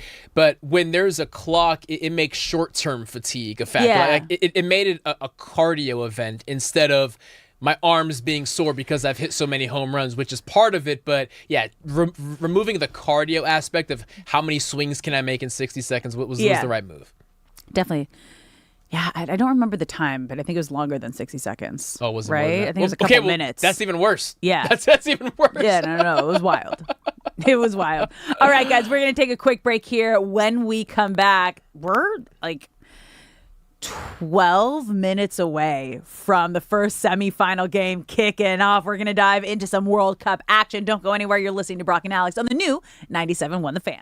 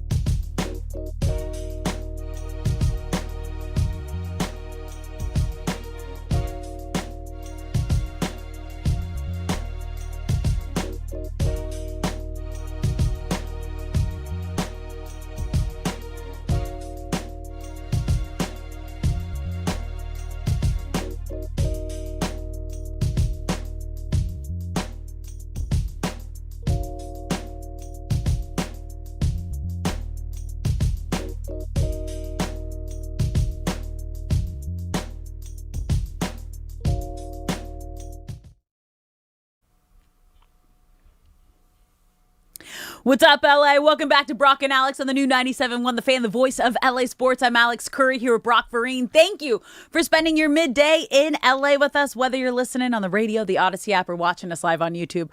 We appreciate you being here, and we want you to be a part of the conversation. You can call us at any time at 855-97-LA-FAN, 855-975-2326. Brock, I was giggling to myself as I was walking past the kitchen, just thinking, when I said I feel like I could be a professional driver, you thought I meant an Uber driver, but I was talking about being a professional race car driver. Well, it doesn't have to be Uber. I thought you were chauffeur. Talking like, chauffeur, like Uber. like blacked out Tahoe from the what is it, the FBO No, and you just Van thought, Nuys. no, but what I'm saying, you thought I was going to be driving people around, opposed to me saying, no, I would absolutely slay on a racetrack. Well, sometimes someone has to catch a flight and the freeway becomes a racetrack. The skills can still apply. What kind of driver are you? Are you like a slow, by the rules, cautious driver? I leave very early for things, and because of that, I usually have decent patience because I'm on schedule anyway. Yeah. When it comes time to put the pedal to the metal, I am a really good driver. Yeah. Okay. Any accident I've been in, I've. Oh, you have been? Oh yeah, definitely. Oh. But it's never been something related to driving. It's always been something very dumb, like a car just backing into me or something unrelated. So my insurance doesn't think I'm a good driver, but I am a great driver. My wife doesn't think I'm a great driver, but she's wrong. And meanwhile, I would be a professional race car driver, is what I think. You need to go to I know. What's it called? They have a MB2? Porsche. They have a Porsche one that's like, I drive by it on the 405 when you're going down through. They have all the supercars lined up. No, wait, MB2 is the go-kart. Sorry, Brock, but we're talking about the same thing. No. Me and Alex are talking about the same thing, but I got the names confused. MB2 is there's like go-karts a professional in like Torrance or something. Yeah, where you there's can a professional when you drive by a and it has Lamborghini the Porsches and all that out there. Oh, I absolutely slay go-karting. I'm in first place, and I am like I said, I'm an aggressive defensive driver, so I will get and I will block you. And it's so funny because my husband's a polar opposite. He never drives. I am the driver. I cannot be in the passenger seat with him. I'm like, honey, I see. You are going too slow. You are not like, why aren't we getting over to this lane? Why aren't we going over here? He's like, I can't. He just like, it's not his thing. I'm like, thank you very much. I'm also like, so team outing to a batting cage, a golf course, and now we are adding go-karts to that. Dude, please. We're keeping a list. F1. Do we do? No. What are they called? Speed. Like the location. There's a certain one that's like in a warehouse, and like you have to wear like, it's like the crazy helmets, and they're like MB2 is fast. one of them. MB2 is one of them because that's what I got confused with what we were initially talking about. But that's some the sort one of go-karting we got to do. Yes, that would be fun team building. Okay, Producer Shay. What else is going to be fun, you guys?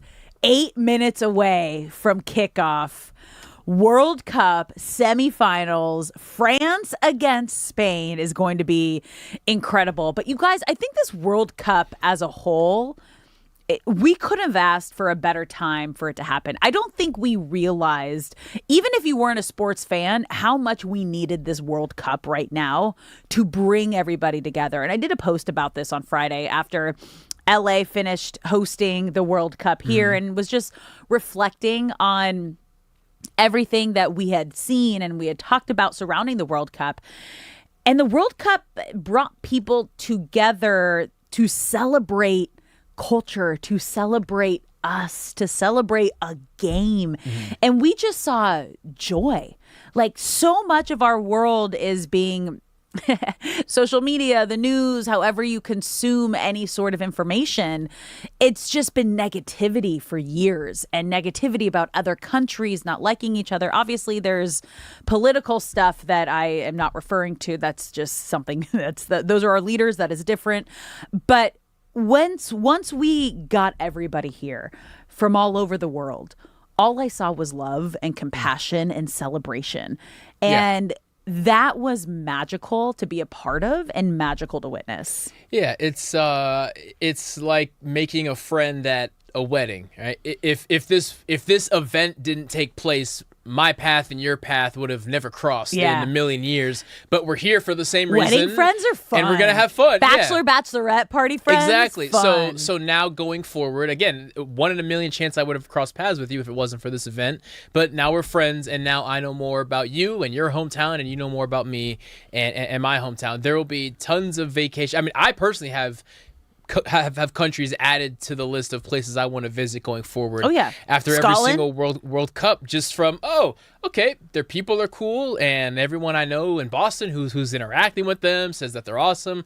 I never considered going to Scotland, but yeah, I can see myself visiting there someday in the future. So it's a really cool event, and from the cultural side, the cultural exchange, if you will, of the World Cup, I would say A+ for America. And it's crazy because is it just because it's the first time that us here in the United States, again, like we're sports fans. This is what we do for a living, whether you played, whether you've just been talking about it. Like sports are life for us. But we're getting a lot of like just new casual fans who are now falling in love with what sports can do, which is bring people together and get excited about it. Do you think it was the competition or just the perfect kind of mixture of everything, of people just really yearning and wanting something to be excited about? Having it in the summer definitely helps, whereas the last one in Qatar was November, December. So you combine kind of the peak of our football sports season with basketball and football and college football, college basketball, and the Team USA men's not advancing past the group stage. The World Cup kind of came and went from an American perspective for the casual fan. Of course, the diehards were fully engaged no matter what. But having it in your backyard means people who didn't even go to a World Cup event, people who didn't even watch one on TV, they still felt the presence. It was on the news. You were passing by people on the street. I'm sitting at red lights and 20 Bosnian dudes are walking into a Starbucks fully dressed in their gear. You know, like it was unavoidable, and you could not ignore the impact that other cultures that you normally don't interact with were affecting your day-to-day life for the past 6 weeks or so.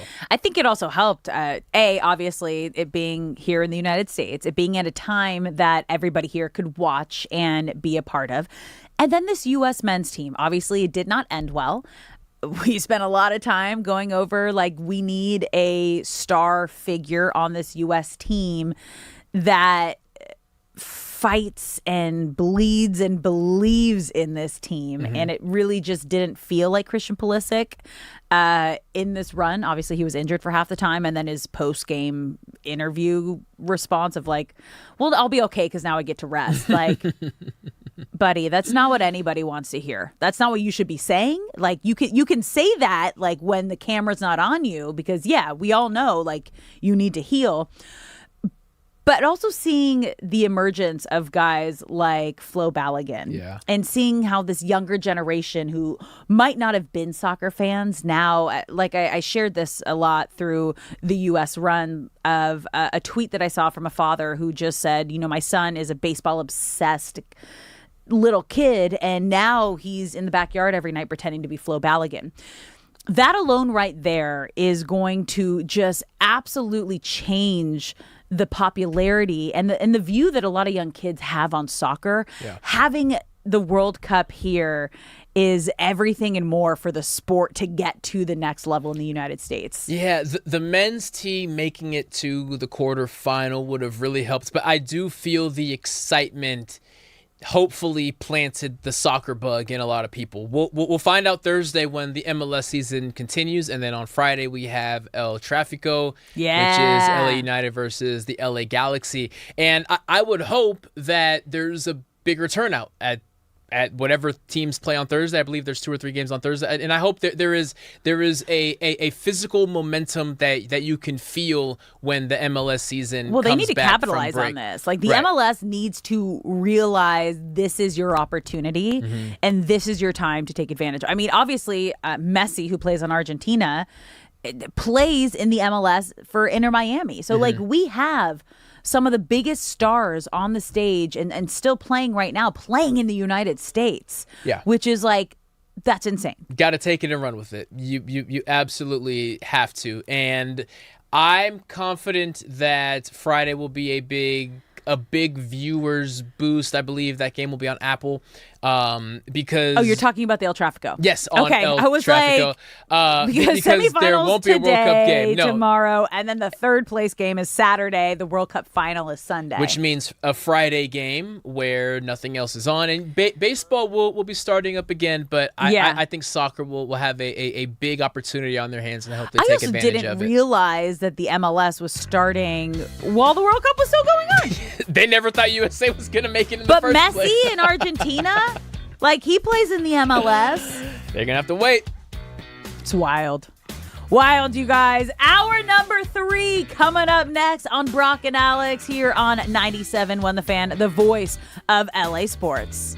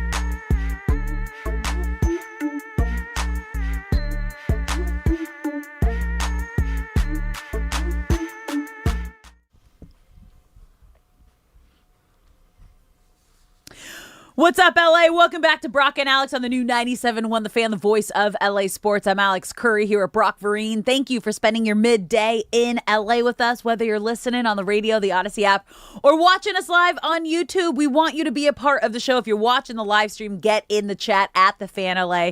You can also call us at any time, 855-97-LA-FAN, 855-975-2326. And we have kickoff. Spain and France. We are in the 4th minute. Scoreless. This is going to be a fun one. I cannot stand these Spain kits. What are they? So are they in the white? Yes, they're in the white. The fact that you had to ask.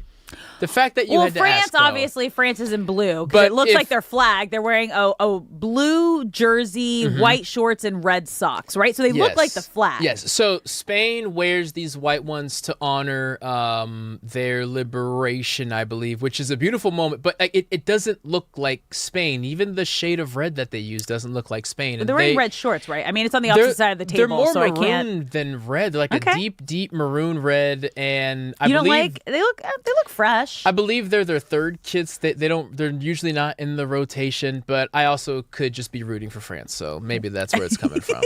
But the kickoff has happened. We're in the 5th minute, people.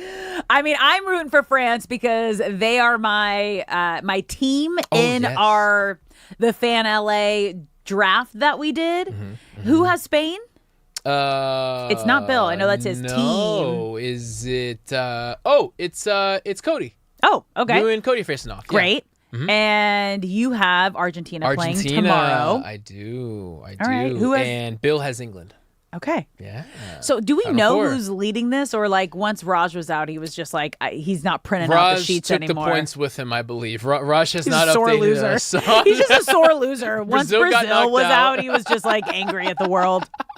That's funny. Oh, now I see him. Okay. You know what? It's funny. They remind me of like ASO uniforms, which is like the AYSO, like they young. They're kind of like they're cool, like vintage vibes. They look like Florida State. They're vintage vibes. You know. So the reason that they wear them is special. Dude, I just wish the France that they collars. had. It's so classy. That's fresh. France has a collar on their kit, and it is incredibly classy. So.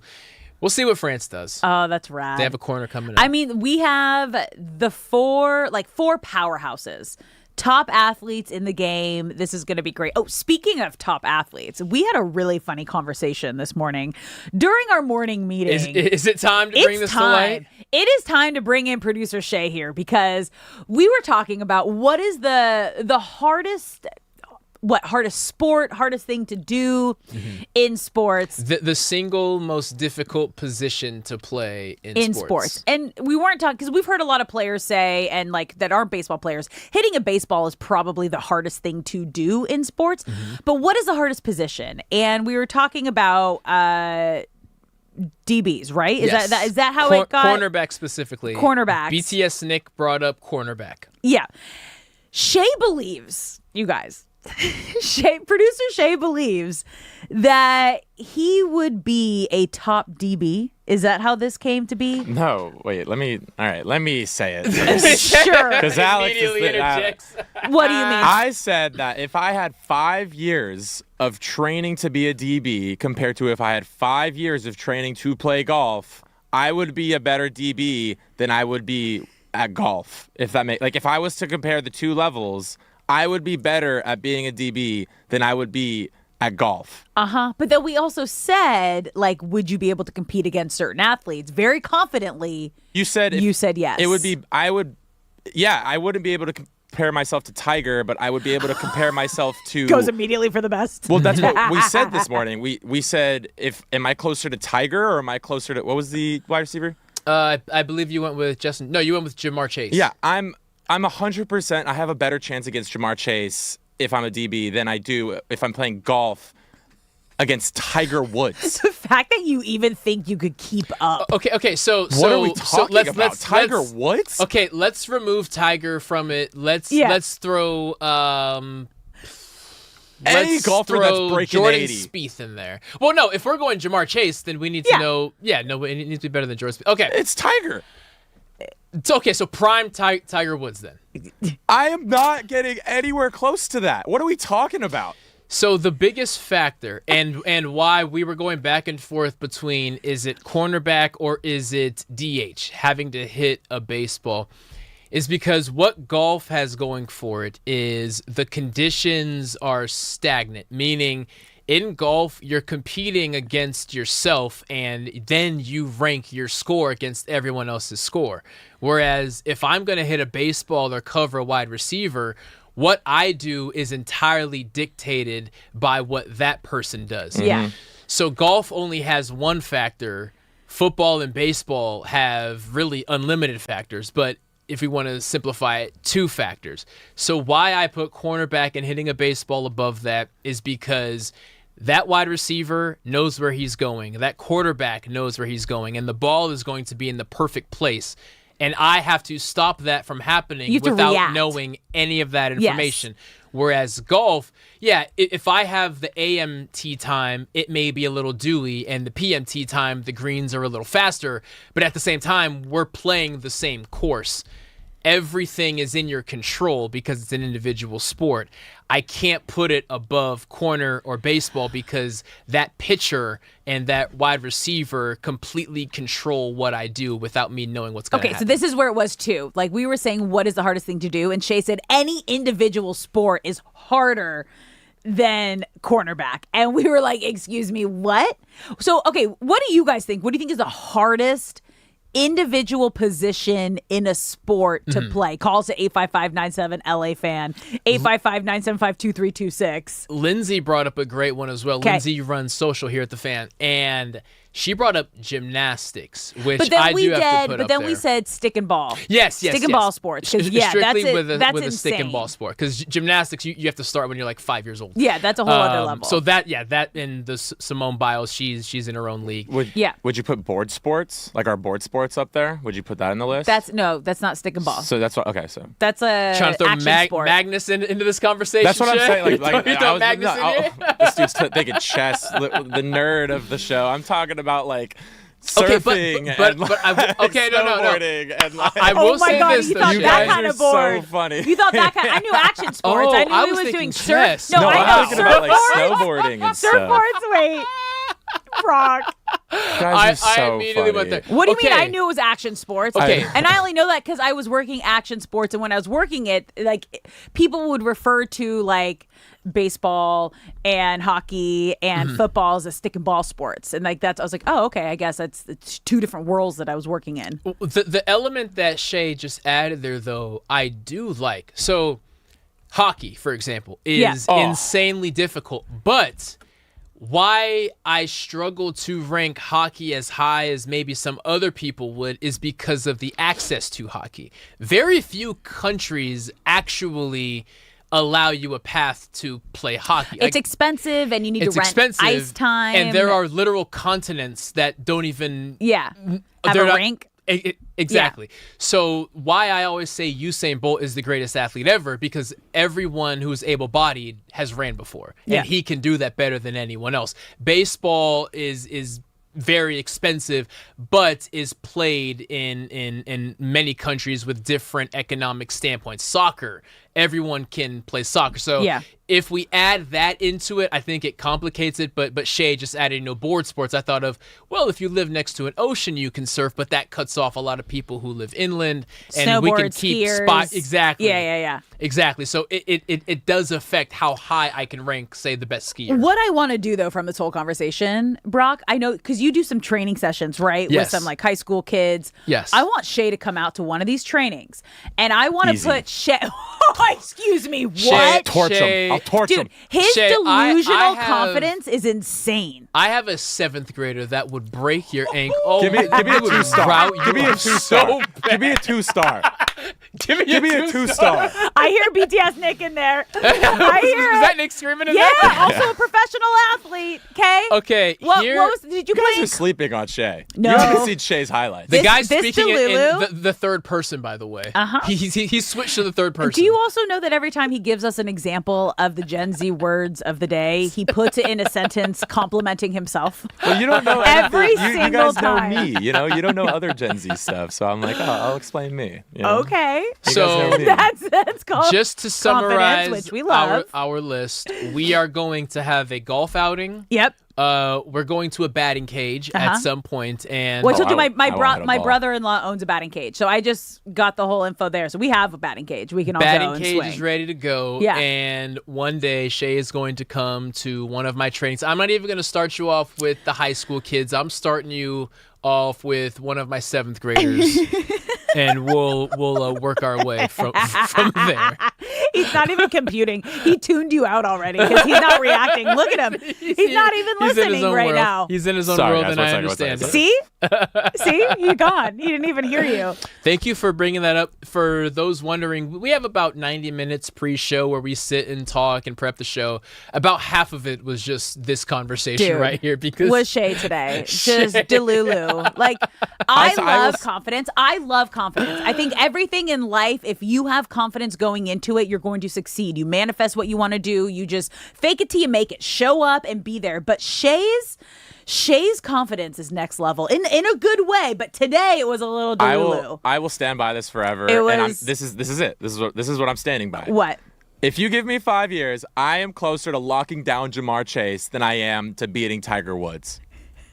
100%. And Brock, you are not disagreeing with me. So first off, we have to remove Tiger Woods from it. Let's Yeah. put Scotty Scheffler. Okay. Okay. Yeah, someone's even still that- playing. I'm not breaking 80 Well, it has to after be 5 someone years. still. Shay, someone's you are still breaking playing. 80. If your entire goal for 5 years is to break 80, you are breaking 80. We got to golf. You are definitely breaking 80. Also, like, you're in your prime right now, so it can't be 5 years. You have a year. Okay. You are You're- you Yeah, you're are right. in No, your you're right. athletic You're right. prime I'm in the middle of it. Yeah. right now. Yeah, you're right. You're out of it in 5 years. What, If you're this was 26? 5 years ago. You're 26? I'm 26. Yeah. This is athletic Okay. prime. Okay, Okay. we'll give you 28 and a half, I believe, is when they say the athletic prime ends. So you have 2 years and some change. You'll see. I'll start today. Okay. Yeah, right. There you go. 2028 video. draft. 2028 draft. Stop. Just wait for me. Stop. To Lulu. You're listening to Brock and Alex on the new 97.1 The Fan, the voice of LA sports. Now, the Lakers have been doing some work, you guys. Already making some moves throughout the entire offseason. Obviously, the biggest move was Austin Reeves, Walker Kessler, Zaire Williams. They just kind of a low risk 1 year, $3 million contract they made yesterday, today, after the show we were on, just adding some wing depth. But we do not believe that they are done yet. And the next biggest name that everyone's been targeting and kind of waiting to see how the dominoes are going to fall is Jonathan Kuminga. Obviously, I don't think anyone's going to really make any moves until LeBron James decides where he's going to go. And once he makes that decision, Kuminga could be the next big domino to fall. Yes. So we spoke with Jovan Buha. Check out the Buha's Block podcast. Yesterday. And he is our guy with all Lakers news, and he brought up the great point regarding that teams still believe that they are in the LeBron James sweepstakes until he officially signs somewhere, even if he is heavily favored to be heading back to Cleveland.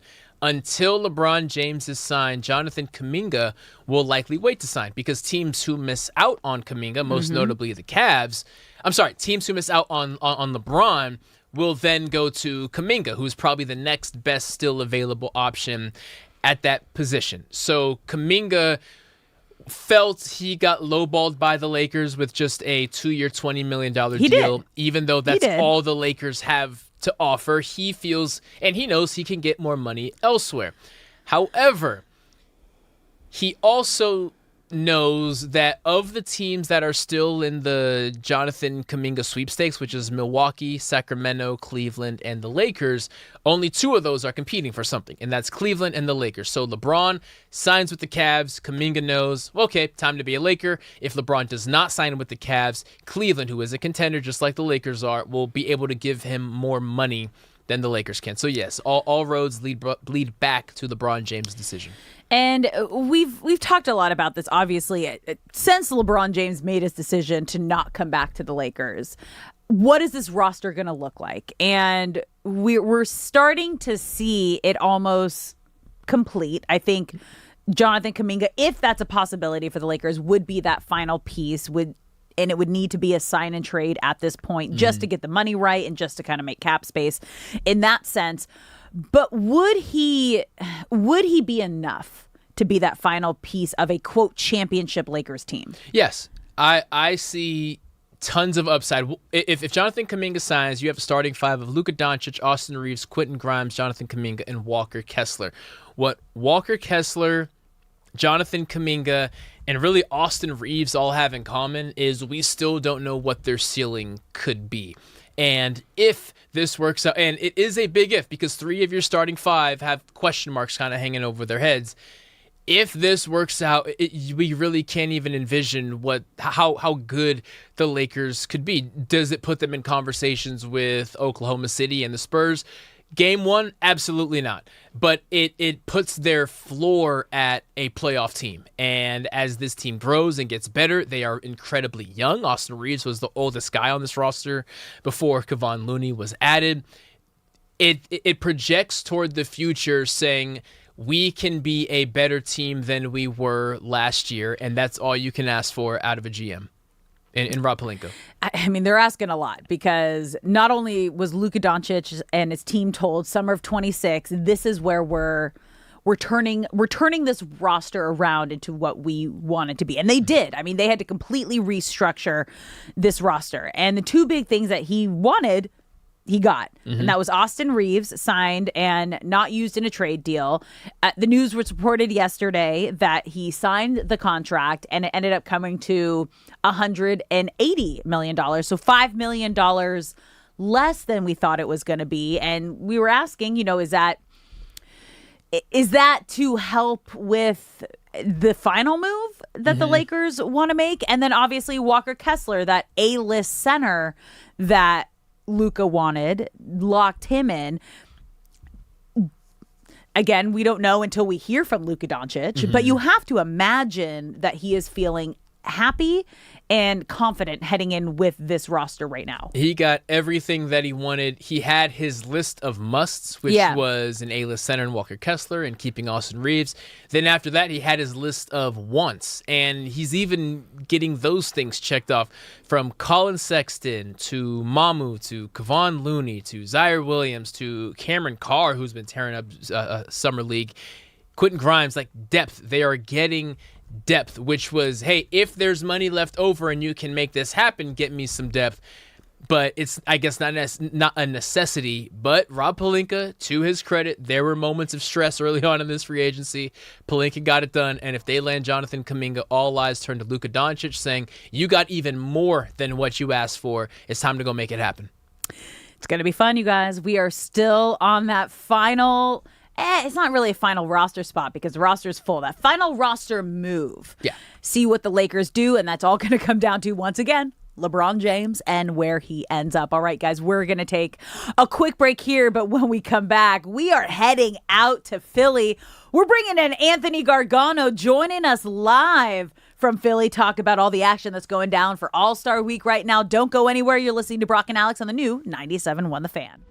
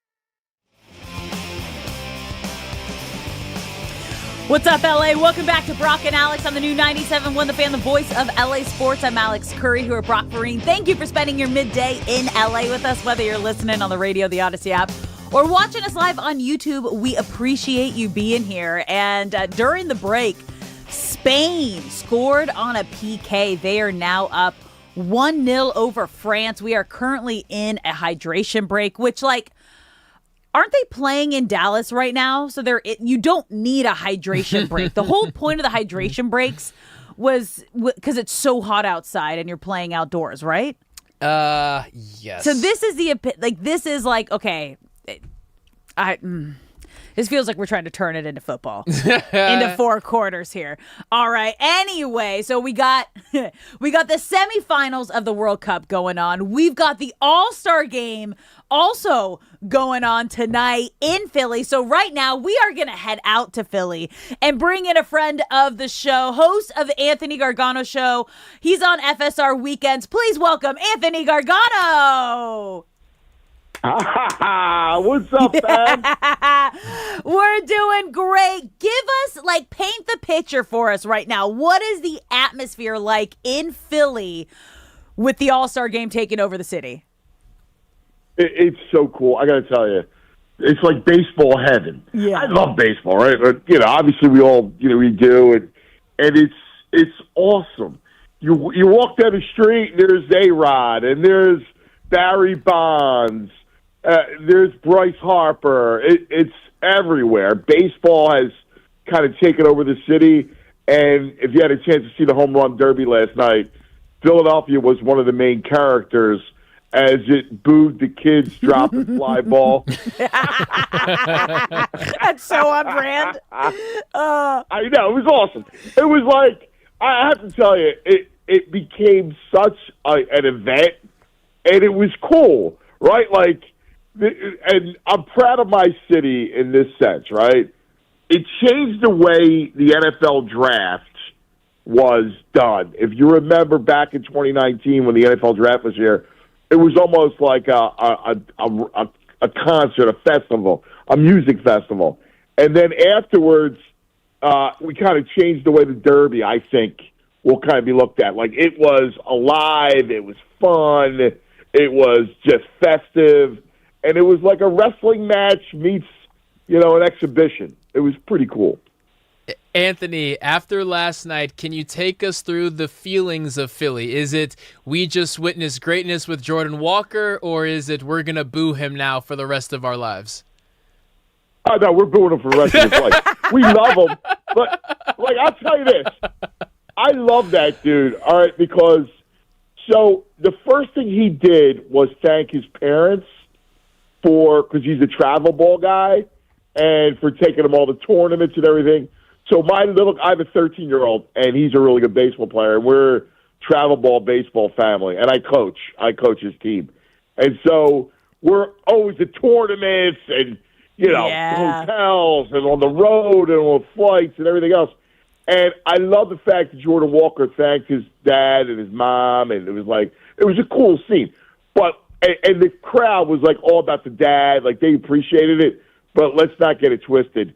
He gets booed from here on out after that incredible display. But let's go back to that moment in that final matchup between Kyle Schwarber and Walker, because Schwarber, after going first, hitting the 11 home runs, everyone kind of felt like, oh, yeah, there's no way anybody's going to beat that.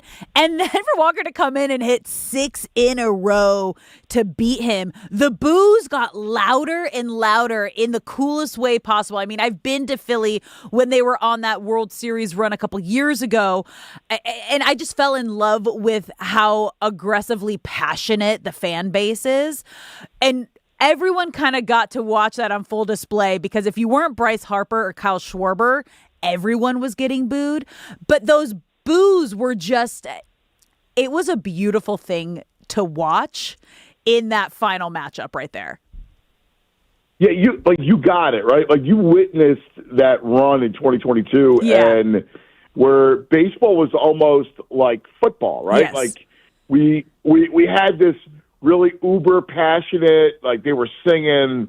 There was a song that became popular. I love when they do that, right? Like in any sport, you saw it with the World Cup where you incorporate songs and music and everybody sings. The fans are. It's really cool because it's passionate, right? And isn't that what we love about sports, right? Like we love being into it. We love athletes that love it and that embrace the moment. And I think that's kind of what happened and how it really captured the imagination of everybody, and it was cool. And Bryce, like he really wanted it. He's a showman. And Schwarber's like the epitome of the home run, right? Like Schwarbombs. If there was he personifies what a home run is. I mean, he looks like Babe Ruth, right? Like he's got that whole vibe going. Anthony, for tonight, we have the All-Star Game itself. The Phillies are represented by 6 players. What are you looking for? So Sanchez will start. I will say this, the one guy that really got rooked in this whole thing is Zach Wheeler. I know they went back to him the last minute and circled back and asked him to come, but they really messed up. I mean, Zach Wheeler deserved to start the game more than anybody, even more than Sanchez. But I think it'll be great celebration of the Phillies. Duran will probably close it. Mason Miller comes in the 8th. Duran comes in the 9th. I mean, it's going to be a fun display of just everything. And it's got a real cool Philly vibe to it because Mike Trout, who's a hometown son, is leading off for the American League. And the American League also has a kid from the Tigers who's, I know the family, my godson played travel ball with him, Kevin McGonigal from the Tigers, who's a stud, a really good player. And he's from this area. So there's a big vibe to it. And I just love All-Star games. There's something about the Major League Baseball All-Star game where everybody's there, and it's just fun, man. It's a cool thing. And I've been talking about this a lot. Baseball does a really great job of being one of the best and competitive and great shows across all sports in terms of an all-star game. I want to ask you, though, about Zach Wheeler, because you mentioned like he kind of got snubbed, and then they came back to him and asked him to be, when someone got injured, a replacement to come in, and he turned it down. And it's very petty, but also like very Philly on brand. Like, no, you think you can come back and you think you can get me now? Do you agree with him turning down the All-Star nod? Yeah. So I can turn down. So let me ask you a question. Yeah. You're going to the prom. You get shot down like 6 times by the same person. Then they come back. I'm sorry. They come back to you because they get shot down 6 times. You're going to go to the prom with them? No. But this is something that, like, at the end of his career, it's like they were a 4 or 5-time All-Star, and now he won't get one of those nods at the end of your career. No one's going to care how you got it, but now you just don't have that extra number. I gotta tell you, I'm so angry at this. Like, I think it's bogus. First of all, the guy's got a Hall of Fame credential, and he hasn't won a Cy Young. It's unbelievable. Last 7 years, who's a better pitcher over the 7 years than Wheeler? He's got the best stats. He reminds me of Roy Halladay. The shame is that he lost out on a bunch of wins because of pitch counts and how we look at starting pitchers and what their pitch counts are today. Mm-hmm. And he never gets any love. He's a bald guy with a gray beard. That's what they look at it. I'm Team Wheeler all the way. Screw you, Major League Baseball. No. Well, since we're rolling with that energy, the Phillies and Dodgers for the only night of the year have to get along because Freddie Freeman, Max Muncy, and Andy Pages will be representing the Dodgers. Justin Robleski, if there's an injury, Dave Roberts will be the coach. What kind of welcome can those Dodgers expect when they come up to bat? They're going to get booed, man. Like I know we're on the same squad, but you got to go. You want to talk about the ultimate rival, right? Like it's Phillies and Dodgers, man. Like we're talking Dodgers now. I had Larry Boa on the other day. We were talking about the matchups and what a potential October matchup would look like against the Dodgers. We got Dodgers on the brain. The Dodgers are a great team. They're the elite of the National League, and Phillies are coming for him. Okay, so you said you were just talking about it. When you compare the Phillies and the Dodgers right now, which team looks better built for October right now? Well, Dodgers have a better lineup, clearly, a much better lineup. Phillies have the better starting pitching and the bullpen, right? Mm-hmm. Well, the closer. Dodgers are deeper in the pen, but the Phillies could go Wheeler, Sanchez, Luzardo, which I think is just a tad better, and you got Duran to close it. But Dodgers, to me, the lineup is way better for the Dodgers. Like, you look at top to bottom, you know, the Phillies are pretty top-heavy with Turner, Schwarber, Harper, and then it gets thinned out where the Dodgers can, you know, can roll 7 deep, and then you got role players, right? Like, wait till Kike comes back, Mr. October, right? Like, you got guys like that. So I look at the Dodgers, I think the lineup's better, but the pitching neutralizes. It'll be interesting because Wheeler did not pitch in the series last year because he was out with that condition. So that's a big deal having Sanchez, Wheeler, and Luzardo. The Phillies have crushed it this year when those three guys start. Anthony, if you were going to tell someone who just landed in Philly and had a couple hours to kill before seeing the All-Star game tonight, where would you tell them they need to be, or what do they need to do before game time? Well, look, I don't want to go cliche with the cheesesteak, but it really is a unique item, and you got to get one before the game.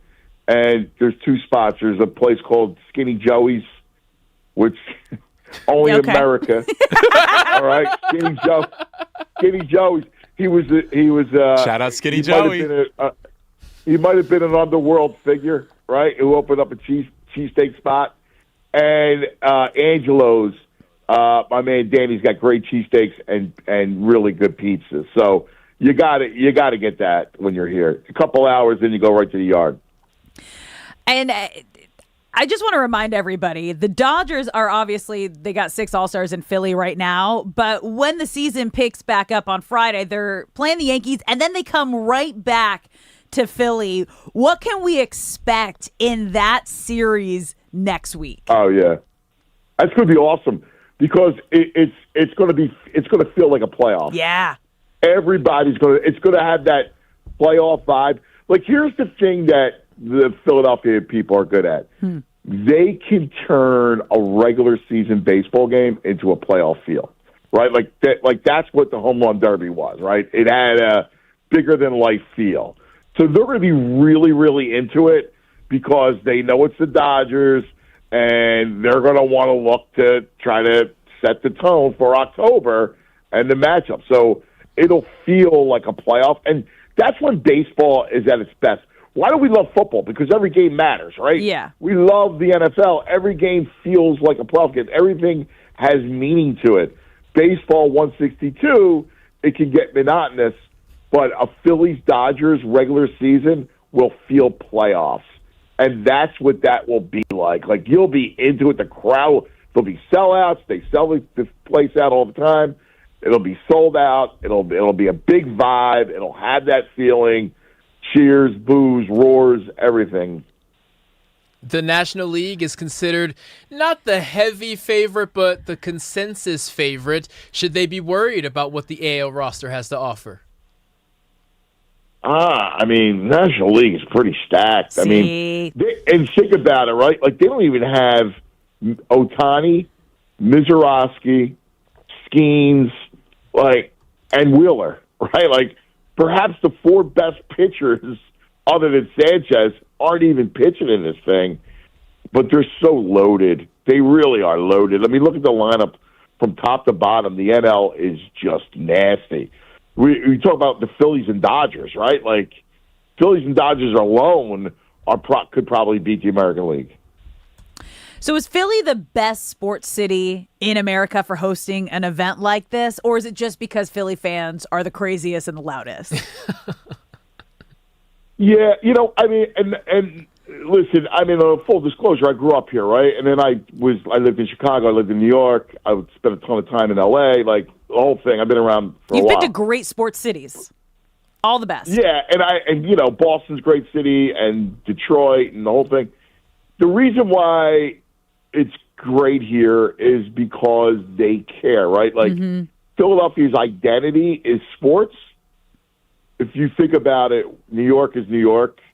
Boston's the literary city. DC's the political city. LA's the entertainment. Chicago is Chicago. And Philadelphia's biggest thing, even though it's the oldest city, is what? Sports. And it matters. The reason why it's fun is because everything is heightened, right? Like, yeah, it gets ridiculous sometimes, but the fact that it's heightened and it matters is what makes it great, and it's what makes this place during sporting events so good. Like, that was a home run derby. I mean, think about that. Like, how nuts is that it's a home run derby and you felt that kind of energy for a home run derby? Was that the best home run derby you've ever seen? Because that has to be top tier of one of the best that I've covered a bunch. That was one of the best in recent memories. Yeah, I mean, listen, they're great. There's a lot of fun to it, but there hasn't been that vibe. Yeah. Right? There hasn't been that. That was like a walk-off. That was a walk-off vibe. Yeah, and by the way, to your point, I mean, it was thrilling. What Jordan Walker did was unbelievable, right? Like, it's insane. Like that was insane. Like, he's down to his last hit at bat, and then he just keeps rolling. Yeah. I like the new format. I think the new format's pretty good. Mm-hmm. Yeah. No. I think it works. You know. That was awesome. Are you going to be at the game tonight? Are you going to be at the All-Star game tonight? Yeah, I'll be leaving shortly. I'll be leaving here shortly and getting down there. I love that stuff. The ballpark is a fun ballpark. It's dressed up and ready to host, and you saw it last night, and it'll be fun. And I like the pomp and circumstance of it. Listen, Citizens Park's a great stadium. I love Dodger Stadium though. The classic Dodger Stadium is probably my favorite ballpark in the country. Wow! Clip it! It is. I love it. Beautiful. It's iconic. Like, it is. Wrigley's got that vibe and all, but Dodger Stadium has everything. Like, it's just a magical place. Like, I love it there. I'm biased. Season tickets my whole life, born and raised at Dodger Stadium, but Anthony, we appreciate that. I will give you the shout out though. Like, when I was out there covering the Phillies World Series run, Xfinity Live is a wild place to be before and after games. Yeah. Like, they have this well, everything's there. You know, it's insane, you works. guys. That was what I did, pregame hits from there, and I couldn't even hear myself think. Your fans are beautiful. Your fans are wild. It's so much fun. Anthony, we appreciate you so much for coming on. Always a pleasure. All right, yeah. Thank you. You're the man. Shea for me. Thank you. Appreciate you. Have fun tonight. Oh yeah, it's gonna be wild. Like I'd heard and seen Philly fans here, but to be immersed in all the Philly fans, him saying that they were booing the little kids in the outfield for catching fly balls is very on brand for Philly, and I love that for them. They did not disappoint, not one bit. Just keep being you, Philly. Keep being you. All right, we're going to take a quick break here. When we come back, it is time for Brock to spill the tea. Don't go anywhere. You're listening to Brock and Alex on the new 97.1 The Fan.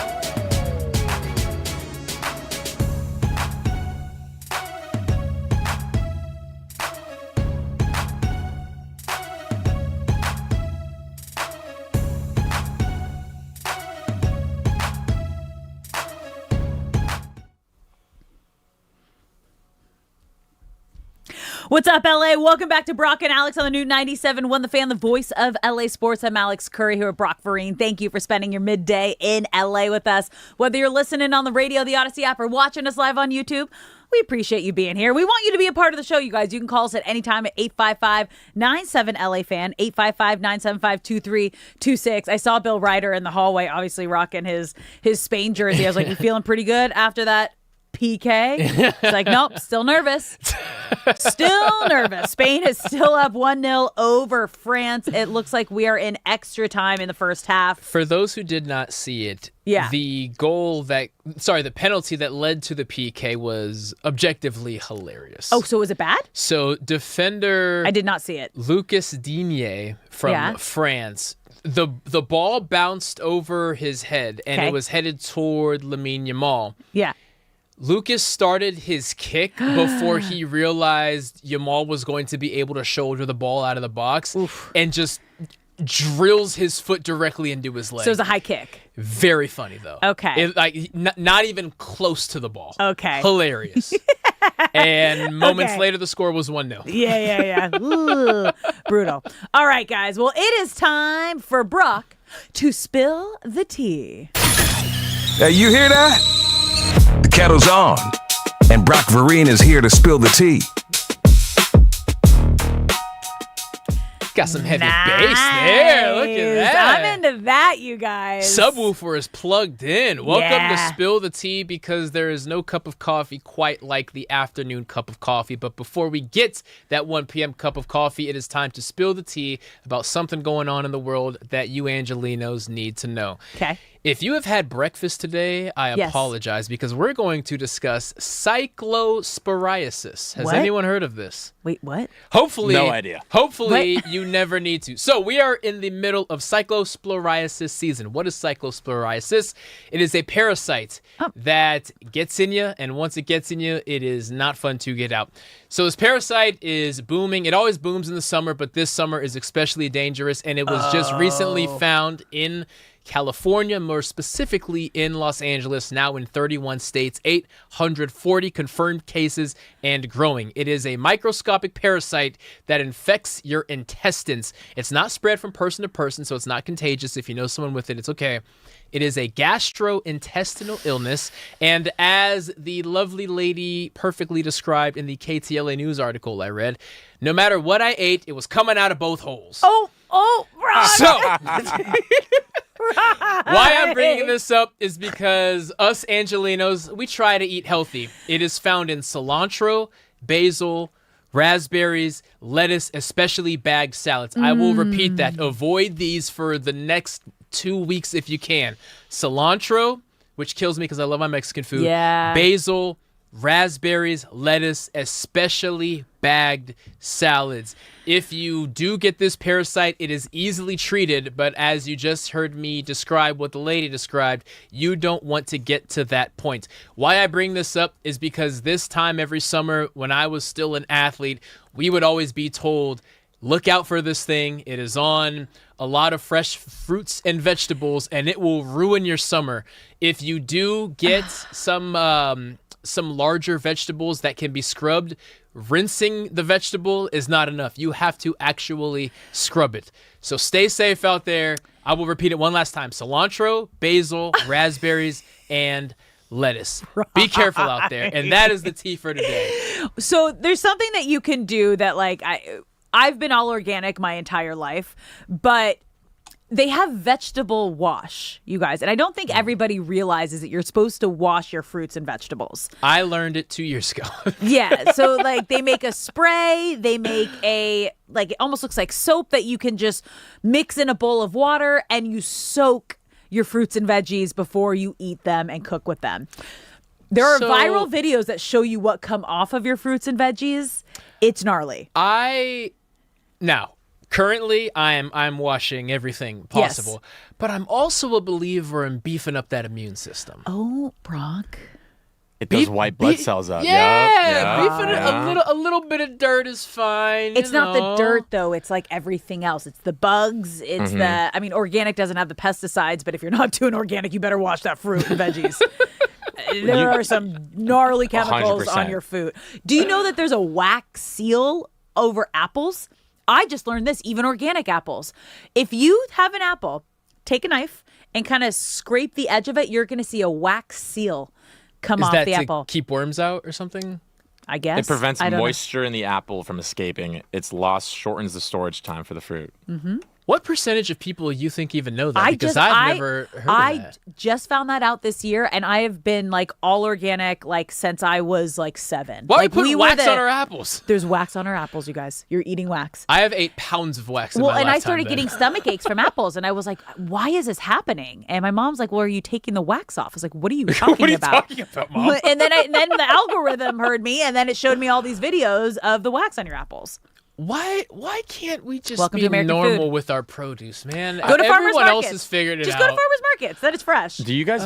I wash everything but my meat. Like I don't wash like my chicken. I don't wash like my steak or Why anything. would you wash your chicken or That's steak? what I'm saying. A lot of people wash do the it. chicken. A lot of people do it. I refuse to. I refuse Really? to also. What do you mean you wash it? There is a belief that washing your chicken can help rid of it from salmonella, as if frying it or baking it at 400 Which is- degrees yeah. doesn't get rid of. Yeah, But what if I get it from a really yummy butcher? you don't need to wash your chicken. You don't wash Yeah, it. If I anything, get you don't need it to. fresh. I get it fresh from like my butcher. You can get it the And most it's- and I processed chicken in the marinate it. world, and you still should not wash it. I don't know why, but there is a heavy shade. I would say like a 50-50 split. Of Is it people who Yeah. is it a cultural thing? I don't know what it is, but it's like for some Also, reason. do you wash your rice before you cook it? Yes. I'm too lazy to wash my Yes, rice. I I do. don't. I When don't I- wash my I didn't rice. know If that I'm was not a lazy, thing either. yeah. I didn't know that was a Is it So bad?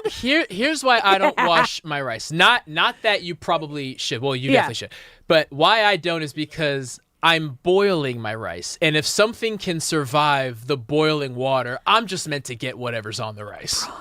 Okay. Because Yeah. what can cold water wash off of my rice that boiling water is not going to get rid yeah. of, right? I stand by It that. just seems I like an stand by extra that. step. Now, people in Thailand specifically wash their rice, and they know more about rice than I will ever know. So obviously you're supposed to. Yeah. But just the logic of it, and it's going to take me more time to get to my rice. So The I food don't conversations that we have on this show. Brock, I did not see this spill the tea going in this direction today. I'm trying to inform the people. You know, Real quick, it's really guys. funny. I want to say this real quick. Okay. So washing raw chicken makes things worse. Oh. It's strongly discouraged. According to the USDA, rinsing raw poultry does not effectively remove bacteria like salmonella. It actually, splashing water can spread harmful germs up to There's 3 germs feet from your sink to the counter. So anything that's in your That's a good sink, point. anything that's in your counters is now getting spread into your chicken. Now that you asked if it's a cultural thing, heavily black community washes their chicken. Really? Now that I really think about it, thankfully, I'm gonna call my mom after this and ask if she did. But the people I know who wash their chicken are black, so Okay. maybe my ratio is a little biased. But you don't need to wash your chicken, people. You absolutely do not. I've never heard of that. Yeah, but it also, is. like, make sure that it's within the date that you're supposed to be eating it. Oh, I eat Like- expired food all the time. My wife is very upset about that. What? Because I built up my immune system. Food can't hurt me. What? Yes, it can. Nah. Your whole tea Dude thinks was he's on Iron how Man. it can hurt you. Your During the spill summer, it can the hurt me. tea right now is just how food can hurt you. You just contradicted your own tea. Food can't hurt me. You're listening to Brock and Alex on the new 97.1 The Fan. Hour number 4 coming up next.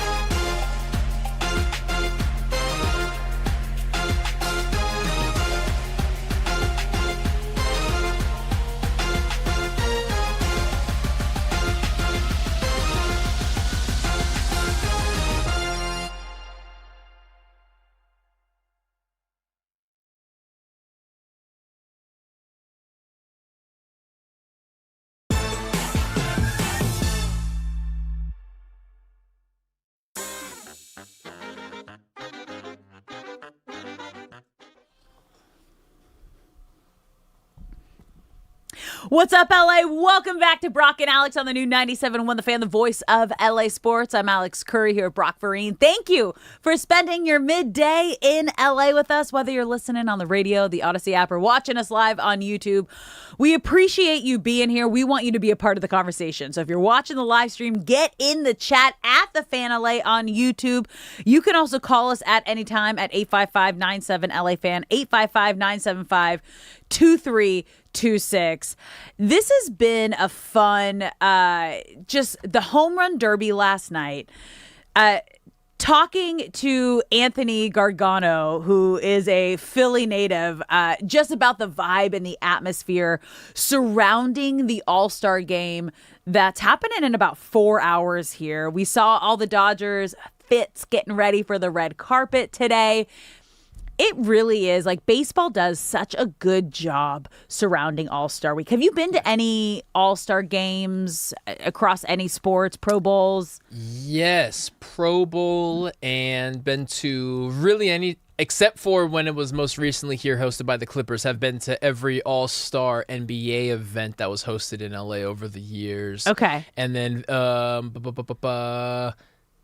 I guess that's it. So, Pro Bowl. And All-Star game. And you have, we know, been to MLB All-Star. Yeah, I've worked a bunch of All-Star games.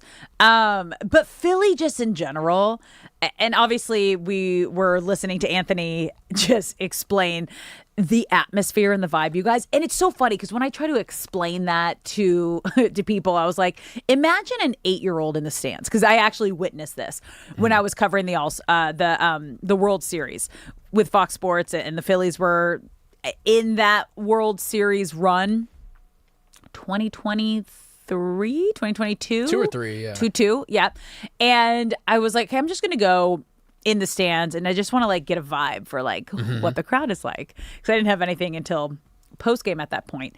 And I'm sitting behind this 8-year-old who is standing on his seat, yelling at his own team and his own players for missing a ball, like cussing him out, dropping F-bombs, standing on his seat, saying all of these stats. And his mom's just like, yeah, whatever. Like, he's just, it's Billy being Billy, whatever it is. And so when Anthony's explaining, like, there's kids, I don't know if you're watching the home run derby, there's kids that stand in the outfield with gloves trying to catch the balls that don't leave the ballpark.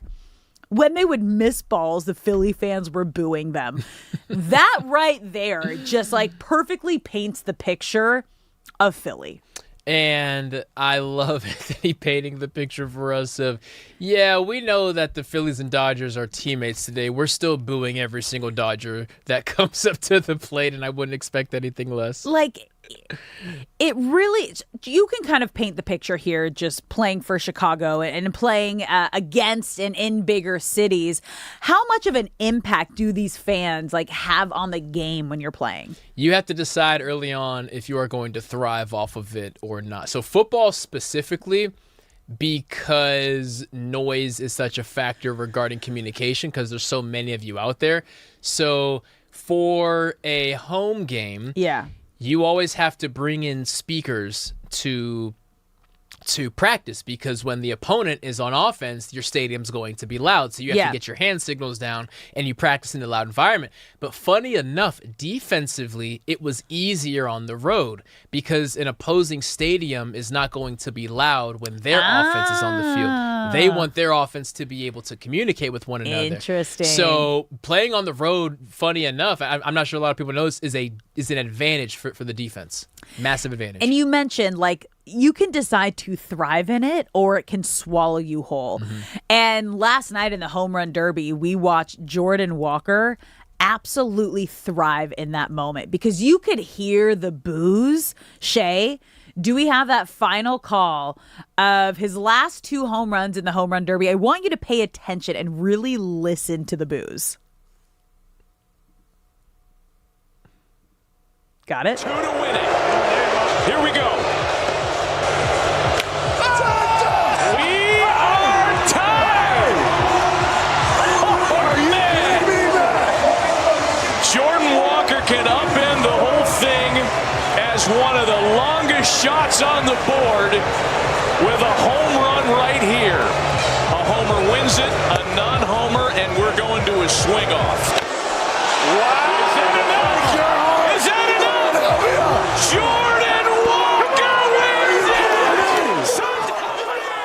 it! So you heard the boos like over the broadcast. It was overwhelming for that second to last home run. And then once they realized it left the ballpark, all you hear is the broadcast going ham. And funnily enough, the boos cut off once that final 12th home run, that final ball leaves the park, because people realize, oh, it didn't work. The boos didn't work, and now our hero Kyle Schwarber, who just rattled off 11 home runs, and everyone watching at home too thought that number was insurmountable. Jordan Walker found it in him. But it's just incredible. Like, he made more. He won $1 million winning that home run derby, more than he makes in the entire season. Just like that. He's on a rookie contract. He technically made an appearance in 2024, but he came up, 2025, came up, went back down after a week or so. And to be a rookie, and if you talk checklist of things you want to accomplish across an MLB career, obviously, there's some individual accolades, and winning a World Series rank high above winning the Home Run Derby, but still to check that off your list as a rookie, oh, that's got to feel This great. is incredible. I mean, the world is on notice now, and now the entire baseball community knows and is paying attention to Jordan Walker. And when he was interviewed after the game, he was asked about that booing, and this is what he had to say. Still booing you. What's it like to have 40,000 people boo you? I was once told you don't boo nobody, so it feels pretty good. Yeah. That's right. How about your dad, Derek? Get over here. Yeah. Get over here. Oh, he was awesome today. I just loved everything about it. Just his attitude, his approach, the smoothness, his swing. Looked like his dad. But yeah, he just did a great job. We're so proud of him. We're proud. You don't boo nobody. What a genius chess move by him, too, because when he first starts to answer the question, because the question had the word boo in it, you hear boos start to rile up. Once he said, you don't boo nobody's, everyone got quiet again. Yeah. Like, just the absolute chef's kiss, best move that you could play, because you got us. You can't boo me now. No. Great move by him. I love it so much. So tonight's going to be really fun, you guys. The All-Star Game, 5 p.m., 5 Dodgers will be there. 6 got the nod. Well, 6 now Dave Roberts is there. I'm going to say 6. 6 are there. So then 8 got the nod, because you got 6 players, and you got Dave Roberts, and then Dino Ebel threw the pitches to Bryce Harper in the home run derby last night. Obviously, they didn't make it out of the first round. Bummer. But Philly got their guy Schwarber in the final, and it was Jordan Walker who was just star of the show. Congratulations. He is a fan in me for the remainder of this year. Congratulations. As long as the Dodgers are not playing them, I'm rooting for Jordan Walker.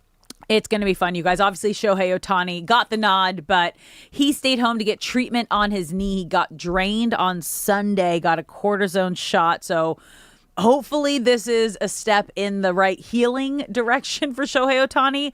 But tonight you'll see Freddie Freeman, Max Muncy, and Andy Pages, who were all voted in to the NL starting lineup. Yoshinobu Yamamoto was selected as a pitcher, and Justin Robleski was added as an injury replacement. But they will all be there tonight in Philly for that 5 p.m. All-Star Game. You're listening to Brock and Alex on the new 97.1 The Fan, the voice of LA Sports.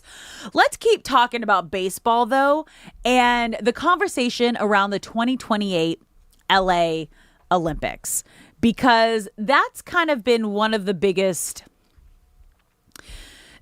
conversations, I think, around the World Baseball Classic, is that's really the only opportunity for baseball players to represent their countries.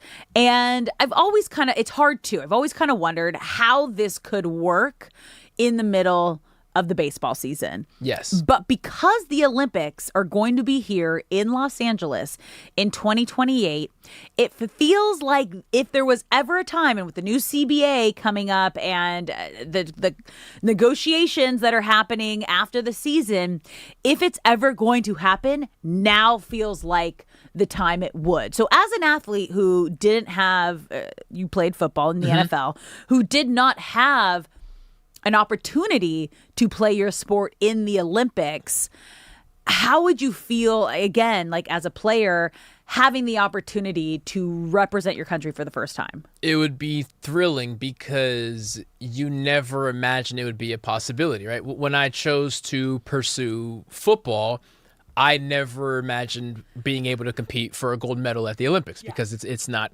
competed there. So when it was announced probably 2 years ago now that flag football was going to be an Olympic event, a bunch of NFL guys got super excited because when they initially had their dream board, their vision board, their set of goals that they want to accomplish in life, I didn't even consider that Olympic medal could be on there. So everyone is over the moon about it. Now, we'll start with the downside, right? Okay. So typically, the Olympic rosters are full of minor league players, independent league players, and former MLB players. And that was kind of a cherry on top as you wait to make your debut in the majors. Or maybe you're on a path where it doesn't look like that's going to be a goal. Or maybe you were only up for 2 or 3 years and now you're a former major league player. That was a place that you got to shine. And if current MLB players can be there, there's really no window for those guys. I also wonder, and I'll ask you, if major league players become allowed to play in the Olympics, do we need the WBC? Yes. It doesn't diminish it for you at all? Do we need the World Cup if soccer's in the Olympics? Why I'll I say present that. it that way, though. Yeah, because it's the fair. only 2 world events that you have representing your country. So it's because it's just baseball in the WBC. Being a part of the Olympics is a completely different experience. You are not the main event. It's a shorter amount of time. It's in one condensed area. So the plan would be, because it's in the middle of the season, that Major League Baseball season would shut down for 11 days. They would hold the Home Run Derby and All-Star Game on the West Coast, and they would stage a 6-team Olympic tournament at Dodger Stadium. Now, obviously, the biggest obstacles are going to be the MLB Player Association, the union pushing back on compensation, the insurance, hotel rooms, family tickets, commercial rights, MLB mandatory participation agreement. Like, there's a lot of legal things they need to figure out. But a 6-team Olympic tournament at Dodger Stadium feels doable. And 11 days is a long break in the middle of a baseball season, considering you play every single day, and this all-star break is you have 4 days off.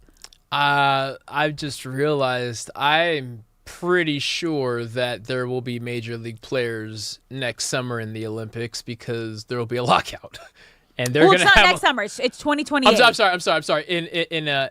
In a 2028, because we have this lockout, and if the players are going to throw this in there, now is the time for Rob Manfred to have to sign on something. And they have tremendous leverage going into this. They're gonna figure it out. Like, this is something that's going to get solved and answered and negotiated in these CBA conversations this offseason. If Bryce Harper's kind of been the face of the Olympic push because of his quotes from the WBC about how he wishes it was the Olympics. But yeah, I just... We said it's not as big as the Olympics. He goes, when you're watching the Olympics, everybody knows it's on. Everybody knows. It doesn't even matter. You just turn on your TV to watch the best athletes in the world. And I think just being a part of something like that, being a part of the opening ceremonies, being able to represent your country next to the best of the best athletes in the world.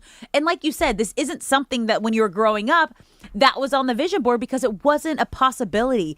To now be able to make that a possibility for future baseball players, you have to give it everything that you can to try to make it happen. There's something about standing next to Michael Phelps, staying in the same dorm as Usain Bolt and saying, not only am I one of the best baseball players in the world, I'm on the stage of the best athletes in the world. And right now, the WBC is, yes, these are the best baseball players, but it's a little different than being the best athlete, right? And yeah, I'm sure Bryce Harper and the rest of the players who are on on the same side of him was this, want that recognition, as they should.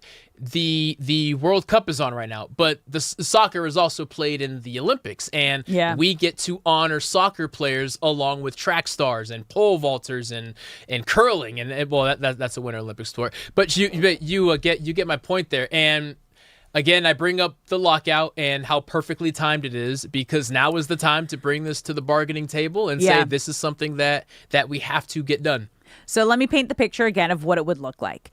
So this is what's being proposed. So the Olympic baseball would be played at Dodger Stadium. The tournament would include 6 countries. Now, the United States, the Dominican Republic, and Venezuela have already qualified. Mm-hmm. Okay. I don't... sure. Okay. Yep. All right, why not? Sure.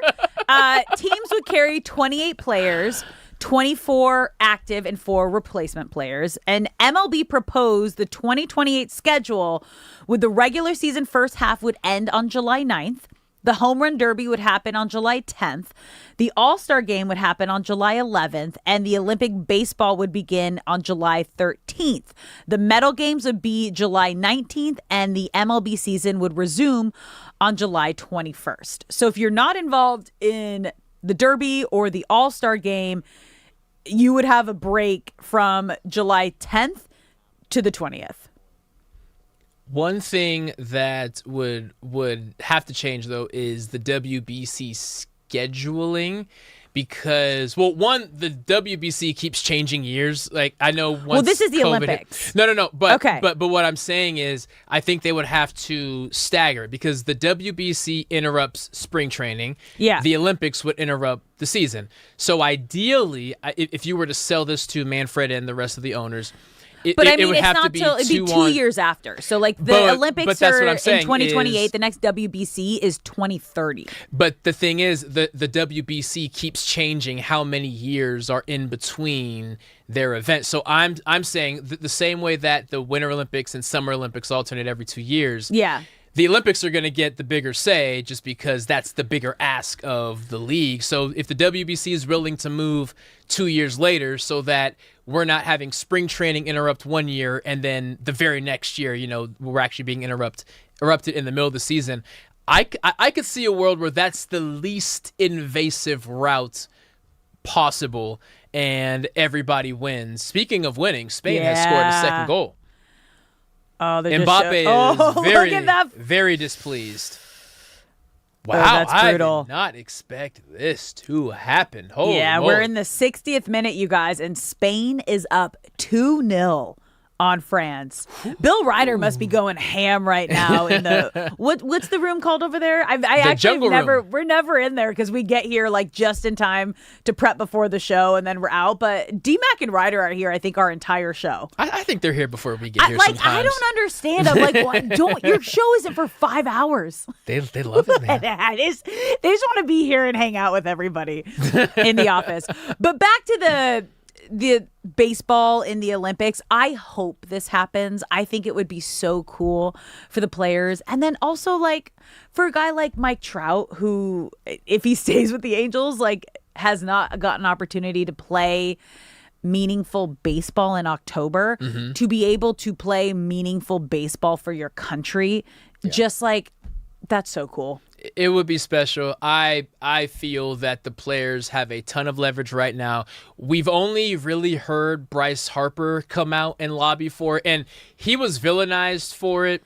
It was actually our buddy Bob Nightingale who asked him the question at the WBC. Bob Nightingale, part of the Odyssey family, which led to Bryce Harper's answer. And it wasn't the right place to give that kind of answer because it did come off as negative. But I'm assuming Bryce Harper isn't the only one who feels that way. And if there is a loud enough contingency of star players who want to do this, I don't see why not. Do it.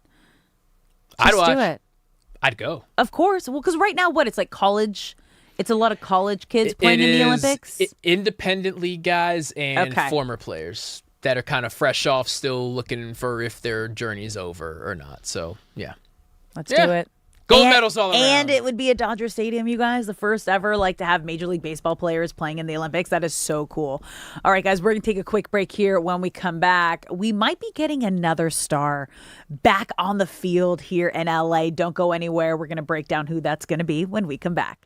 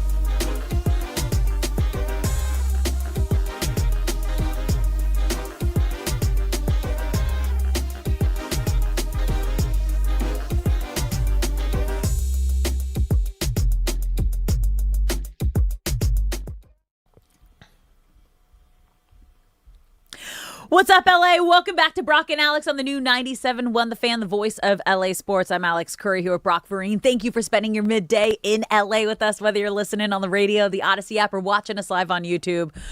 We appreciate you being here. We want you to be a part of the show. You can call us at any time at 855-97-LA-FAN, 855-975-2326. Spain is up 2-0 on France right now. We are in the 66th minute. Wild. They are the aggressors for sure. Lamine Yamal scored a goal, but he was just slightly offsides. But France has not been caught on their heels like this all tournament. But this is why before the tournament started, Spain came in as the heavy favorite, right? It took them a minute to warm up, but man, have they arrived on the biggest stage. So this is bad for me in my the Fan LA tournament standings. Oh, did they just score again? No, he just missed. He was very close. Mbappe had a near miss. Okay. Let's see how close this was. One goal can change the tide of this. That's true. Oh, it was deflected. Okay, it was That's a deflection. why. That's fine. But it was close. That was close. You know who else is close to maybe coming back? Who's that? Aaron Donald. Yes, it is. Okay, you guys, this started as I didn't know if it was just a joke. Maybe we were all just hoping and wishing and praying that it was a possibility. And he was being kind of cutesy about it in the beginning. This all began once the Rams traded for Myles Garrett. Within an hour, every Rams fan was like, well, what about Aaron Donald? Would he come out of retirement? We're not satisfied with the reigning defensive player of the year. We need more. We want our best defensive player who retired 2 years ago to come out of retirement and now come back in Aaron Donald. And then we'd have the two best defensive players in the world playing side by side. And he was kind of cheeky about it. Like a couple insiders were messaging him and he's like, it got me thinking. Les Snead came on the morning show on D. Fish and Decker and was asked about it. And he's like, you know what? We got to see if he's still hungry. He was full, which is why he retired. But if you guys keep talking about it, maybe he'll start thinking about it. And then on Friday, TMZ doing the Lord's work and got a video of Aaron Donald practicing at the Rams facility. I think that sent every Rams fan into just this undenying belief of oh, you guys, I think this is actually reality. And then we had Mark Schlereth on the show yesterday, and I asked him about the Aaron Donald situation, and this is what he had to say. Aaron Donald comeback actually could be. Oh, I think it's 100%. I think it's done. And it frightens me. Aaron Donald for years, the best football player I've ever watched play. The dude is unbelievable from a leverage, a quickness, a strength combination. There's always something, and I always think about it and put myself in that perspective if I had to block Aaron Donald. And talking about Aaron Donald is he has got a skill set that nobody else at that position has ever had. And I just thought he was the best football player in the National Football League for multiple years. Even when he retired, I still thought he was the best player. And now all of a sudden, if you couple him on one side, it just is not, it's not fair. You put those two just war daddies on one side of the line of scrimmage, it's just not fair. I forget about the war daddies every time, and then he says it, and I'm like, war daddies, let's go. That's how I hear it in my head. Yes, war daddies. You are not allowed to rebrand the phrase war daddy. How dare you? O-linemen across the world just felt the hair on the back of their neck rise up, and they don't even know why. No, but they would be war daddies. Yes, they would. If you have a Myles Garrett and Aaron Donald lined up. That is insane. And now sources said that Aaron Donald told the team he wanted to see how he felt going through everything again, putting on the pads, how it made him feel, going through the workout at the facility, see how that made him feel. And it was just a full trial run to go through all of the motions and the routine that we'd have to get back into being at the facility every day. But to hear Mark Schlereth just say, no, that is a 100% done deal. It's happening. So matter of my fact. My heart exploded. It feels great. And why he feels that way is because when the idea of Aaron Donald initially coming back was even proposed, his wife posted a video on Instagram, not directly saying Aaron Donald's not coming back, but it was him kind of half asleep on the couch in juxtaposition of the excitement that LA was going through that Myles Garrett was here. So it was their way of saying, I'm happy for Myles, but I ain't coming back. And then it was on the Pat McAfee show where you're saying, I'm thinking about it, or it got me thinking about it, or something like that. And then eventually, after a couple weeks go by, you realize, well, he hasn't said no, and all of this would stop if he just said no. Right. And it was quiet. And then even when we had Quentin Lake's on and we asked him about it, and he goes, the fact that he even is talking about it and didn't flat out say no, that's how we know it's real. And the fact that he's gone this long without saying no means that workout was not to motivate him. It was to see if there was a reason why he shouldn't. He's already on the side of, yes, to leave your home and your kids in the middle of summer when you are Aaron Donald and could literally be on any island in the world right now, in any city in the world right now, and you are choosing, with no one else at the facility, to go there, put on pads, find a coach, and go through a workout, means you want this to work. You are just making sure there's not a reason that they should. So I bring that up because I want to emphasize Aaron Donald wants to play this year. Yeah. It's now him convincing himself that there's no reason that he shouldn't. And that is miles ahead of sleeping on the couch while the news is announced that Myles Garrett is being traded for. Yeah. So, okay, let's take us now into that locker room, okay? Obviously, when we had Quentin Lake on the show, who is a captain on this Rams team, and we asked him, you know, was the locker room buzzing as much as we all were as fans when the idea and the possibility of Aaron Donald coming back? Like were you guys freaking out? And he told us, like, yeah, no, we were also going ham. And I asked him like how realistic he thought it was, and this is what he had to say. So Aaron, you know, if you're listening to this or watching this, man, please, like, enjoy retirement for now, but if you can find that fire, and that's the biggest thing, you know, everybody knows you'll be in shape, everybody knows that you'll take care of your body and, you know, be able to handle it, but it's really finding that fire, because I know it's tough is, you know, you have to have a lot of confidence and, you know, self-discipline as, you know, as a person to say I'm done with football, right? That takes a lot to say I'm done and I'm walking away. Yeah. But the same amount of effort that you said you wanted to walk away with, you have to find that same effort and energy to say, hey, I want to relight that fire.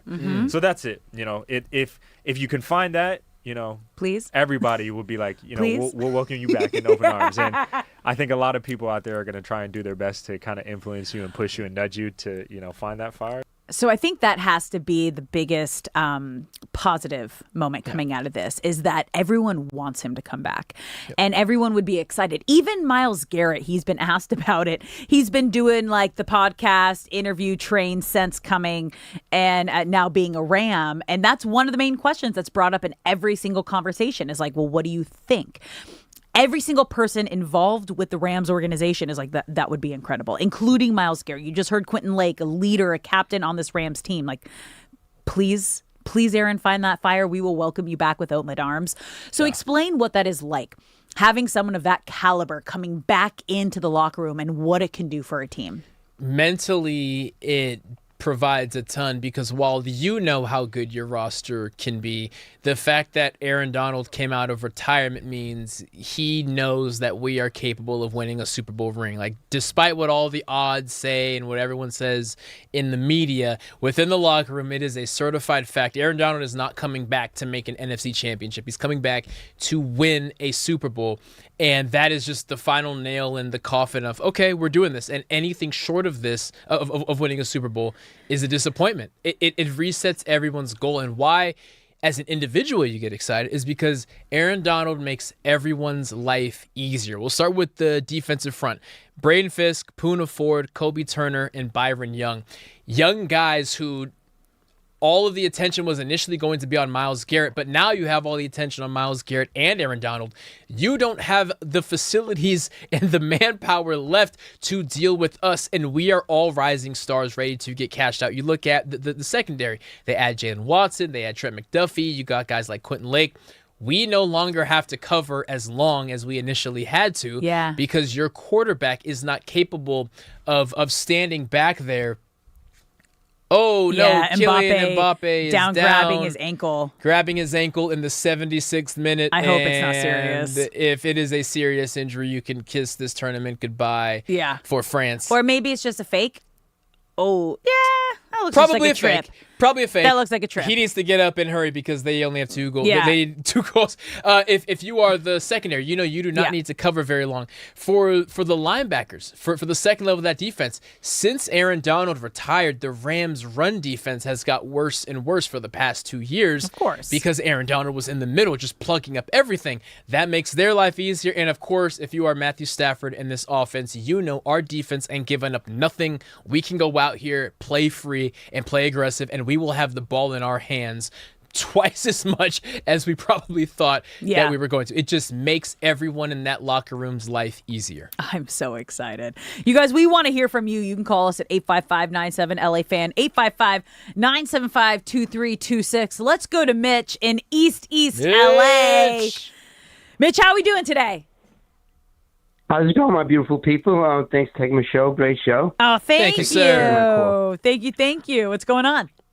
So I'll tell about little Lakers and a little LeBron. Okay. Lakers, I like that pickup. Darius Williams, he's got to put in some muscle, work on his shot. Jonathan Kuminga, that just tells you he's overpricing himself. He's going to find himself out of the league. Oh, you don't think he's worth more? He's like, he should have taken that 10 mil a year is what you're saying, Mitch? I think so. But if they can trade, if they can dump Dalton and we'll throw in Bronny to Atlanta, then we'll see. They're going to need more than Dalton and Bronny. They're going to need more than Dalton and Bronny. Let him and Zayas fight it out. And with LeBron, fight it out.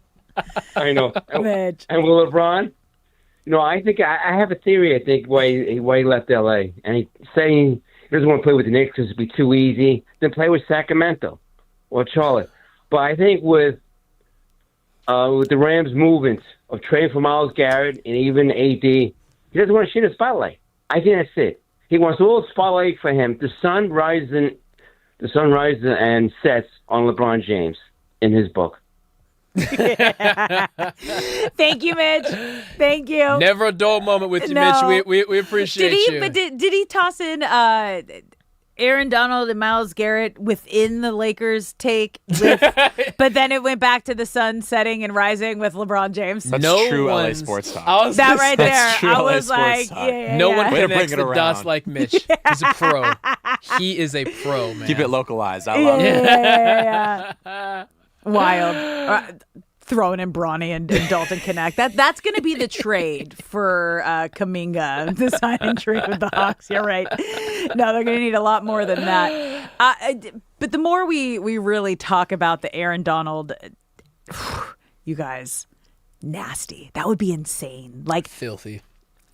To a point I where just feel bad for every other offense. We heard Mark Schlereth, who has covered the NFL with Fox Sports as long as I can remember. And really, when you hear him or anyone else who covers the NFL, they always use the same phrase where some version of it's not even fair, or it's cheating, or how is this possible, or Goodell can't allow this, right? And they're not being literal, but they're trying to paint the picture of this would be, on paper, until the season starts, the greatest defense that the NFL has ever brought us. And you always bring up, we have never seen a reigning MVP and reigning Defensive Player of the Year on the same roster.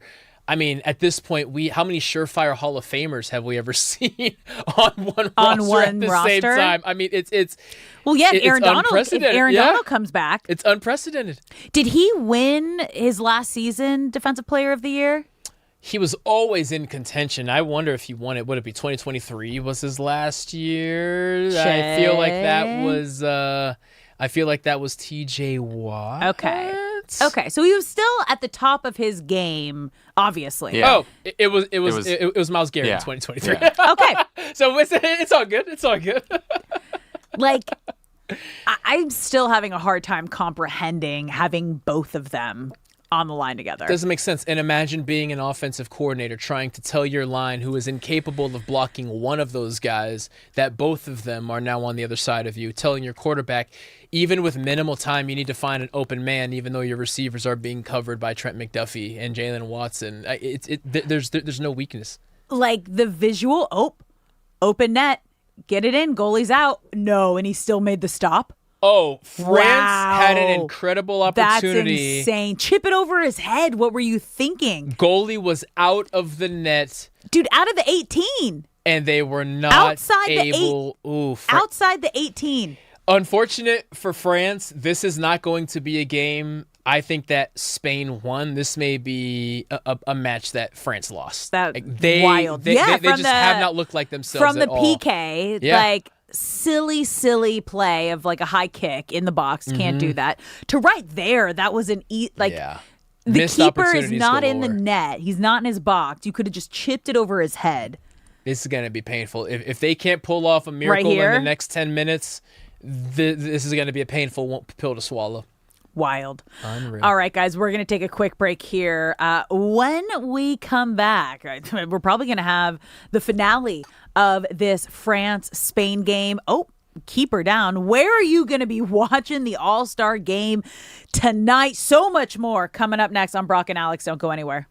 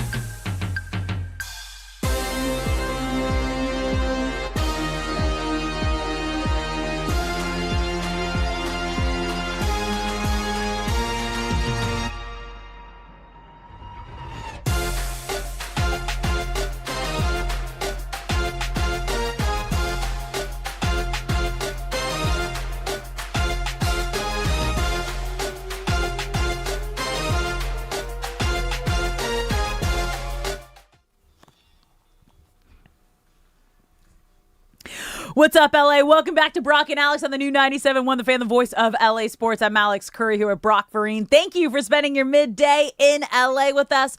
Whether you're listening on the radio, the Odyssey app, or you're watching us live on YouTube, we appreciate you being here. We appreciate you being a part of the show all day and hanging out with us. You can call us at any time, 855-97-LA-FAN, 855-975-2326. During the commercial break, this is the perfect example of the difference between men and women in the morning. I just asked Brock, I was like, oh, what time do you wake up for, our shows every day? He goes, 7:20. I'm like, that's when I have to leave the house. I am up at 6 a.m. every morning to get ready, get everything ready, get myself ready. It must be a beautiful thing to just like wake up and roll out of bed and go on with your day. And you still beat me here, which is like I'm up an hour and a half before you and you still beat me here every single time. I have nothing to add. Yeah, no, I know. That's fair. I got nothing for you. Yeah, okay. You guys, Spain is still up 2-0 on France. We are in the 88th minute. And it's starting. Card. Oh, we got a yellow? He did get a yellow. So the last time we came on, he looked injured. France has had opportunities. They have an opportunity right now. Okay. Oh, and they're going to get a free kick here. Okay. Like right on the 18. Lamine Yamal running, bulldozing over someone's rolling on the ground. I can't see the jersey. No, this is faking right now at this point. It's knee-to-knee contact, but not bad. Knee. All right. Do what you gotta do. The dramatics yes. are coming out now. That's why we love soccer, I guess. Stop. We love soccer. We don't love the flopping. Okay? And that can go in the NBA as well, because the NBA is like really adopted the whole flopping mentality, and not all of the NBA, certain teams. Something that's concerning though is AJ DeBansa, who was the number 1 overall pick, was flopping in summer league games, and it was just kind of a reminder of what if you are 17 years old and you're crafting your game about to go to college, why wouldn't you do what Shai Gilgeous-Alexander's doing? Like, it's working. It's bad. And we've heard Derek Fisher on the Efficient Decker talk because he coaches basketball at Crespi, say, like, kids are learning to do that, even though he's trying to coach it out of them. Like, if they see an MVP player doing this and it works, they're going to try to mimic that. And it's sad. It's bad. They need to find a way to nip this thing before, but I think it might be too late. You know what else is too late is it doesn't look like France is going to be able to tie this one. They just did a close-up on Mbappe's face, and he had the sadness, the looking up at the sky, the frustration. They keep doing the close-up shots on the France fans, and it's starting to settle in that this game has slipped away from them, and it looks like Spain is going to be heading to the World Cup final. Spain will be hovering around the TVs tomorrow as Argentina and England face off. Which is also, because we were talking about this yesterday. So now if it's France and Mbappe playing in that third place match, because both of these, both these losing teams today and tomorrow have to play in the third place match on Saturday, which is the day before the World Cup final. I would opt out. Yeah. It doesn't really matter. Maybe they get. I don't remember. I think maybe the third place gets medals. Mbappe and Dembele just miss an opportunity to get a goal there. Yeah, France, it's just not your day. So if I'm Real Madrid, I'm definitely calling Kylian Mbappe and saying, hey, you've been in multiple World Cups. You'll be in plenty more going forward. You do not need to go out there and play for a third place game, and I wouldn't be surprised. Like have the replacements, have like the second string on like both teams. Yeah, I'm just curious how much they actually care. Yeah. Especially the top players. I think it's a question for Bill. Make sure to stick around for DMAC and Reiter right after this. Bill has all of our soccer knowledge. But I wonder how much of a sense of pride it is. But I'd imagine for Mbappe, who's already on his third World Cup and will probably compete in at least 2 more. He's already won it all. Win. And you are 70 million. I think he's getting like 70 million pounds a year or something like that. Ooh. Like, I would not be shocked if Real Madrid called him and said, you better not be playing tomorrow. Yeah, I just don't see how you get up for something like that. Yeah. That's the goal. Like, it feels like if you ain't first, you last. Right, and right. that's the mentality like all of these star players have in the World Cup. Olympics is different because you talk about, he's a medal winner. Like, second and third place count in the Olympics. But in the World Cup, no one really talks about, I finished second or third. No, you either won the World Cup or you didn't. Yeah.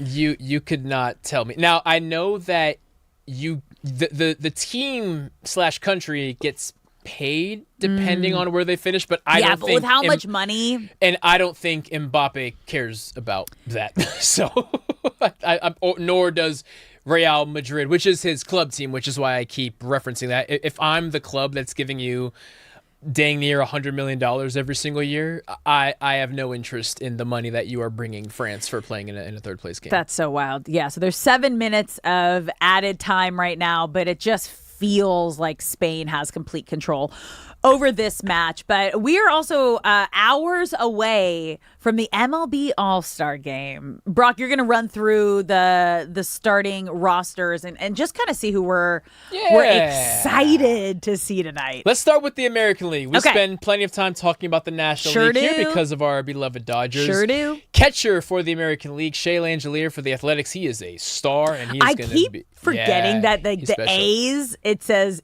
They got dudes. No, but the way they put like ATH after, like, what's Oakland. Ath? Like, who is Ath? Yes. I'm not going to get used to that. I'm not going to get used to that. First base, Ben Rice. Second base, Ernie Clement. Third base, Junior Caminero. Ooh, shortstop Bobby Witt Jr. I love his We love game. Bobby. Outfielder Mike Trout. Woo!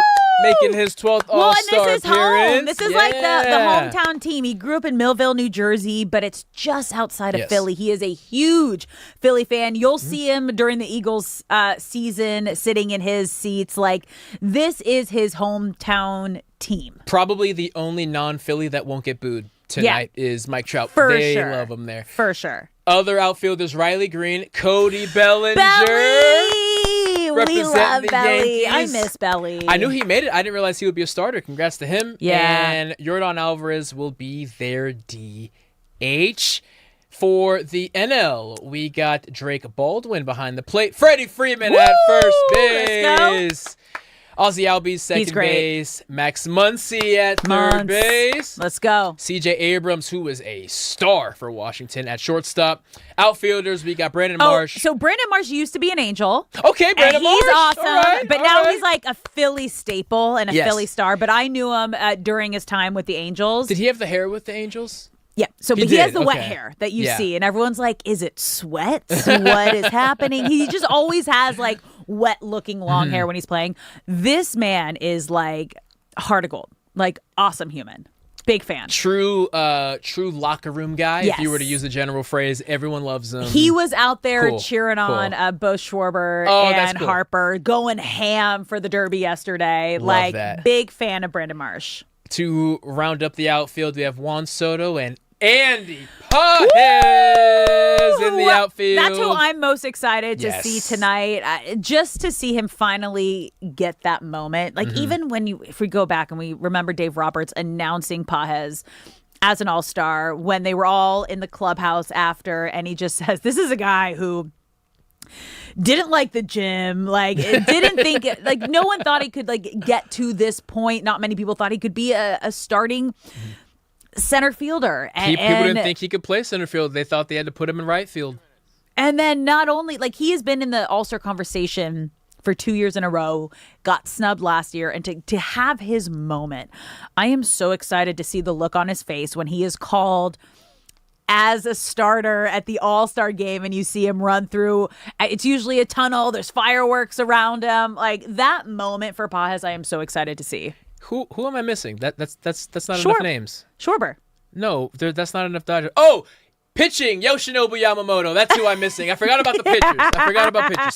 Sorry, Yoshi. Okay. And if someone gets hurt, we will see Robleski. But that is what to look for. I'm excited for Cody Bellinger. Again, I knew he would be voted, but I did not realize he's starting. That is awesome for him. Yeah, well, because you have Judge is out. Judge is out. A couple. He's been carrying the Vladdy weight over there. Jr. is out. Like, so there's a lot of The AL's going through it a little bit. You think? just a little bit. Just a little bit. Just a little bit. No, this is going to be fun tonight. Are you going to be watching? I'm watching. Where are we watching? I'm locked in. I'll be locked in from home. I'll be watching. I got some yard work to do, but I need to hurry up and do it because once the game starts, I'm watching. I love the yard work before the game starts. Yeah, I got to get the yard work out of the way.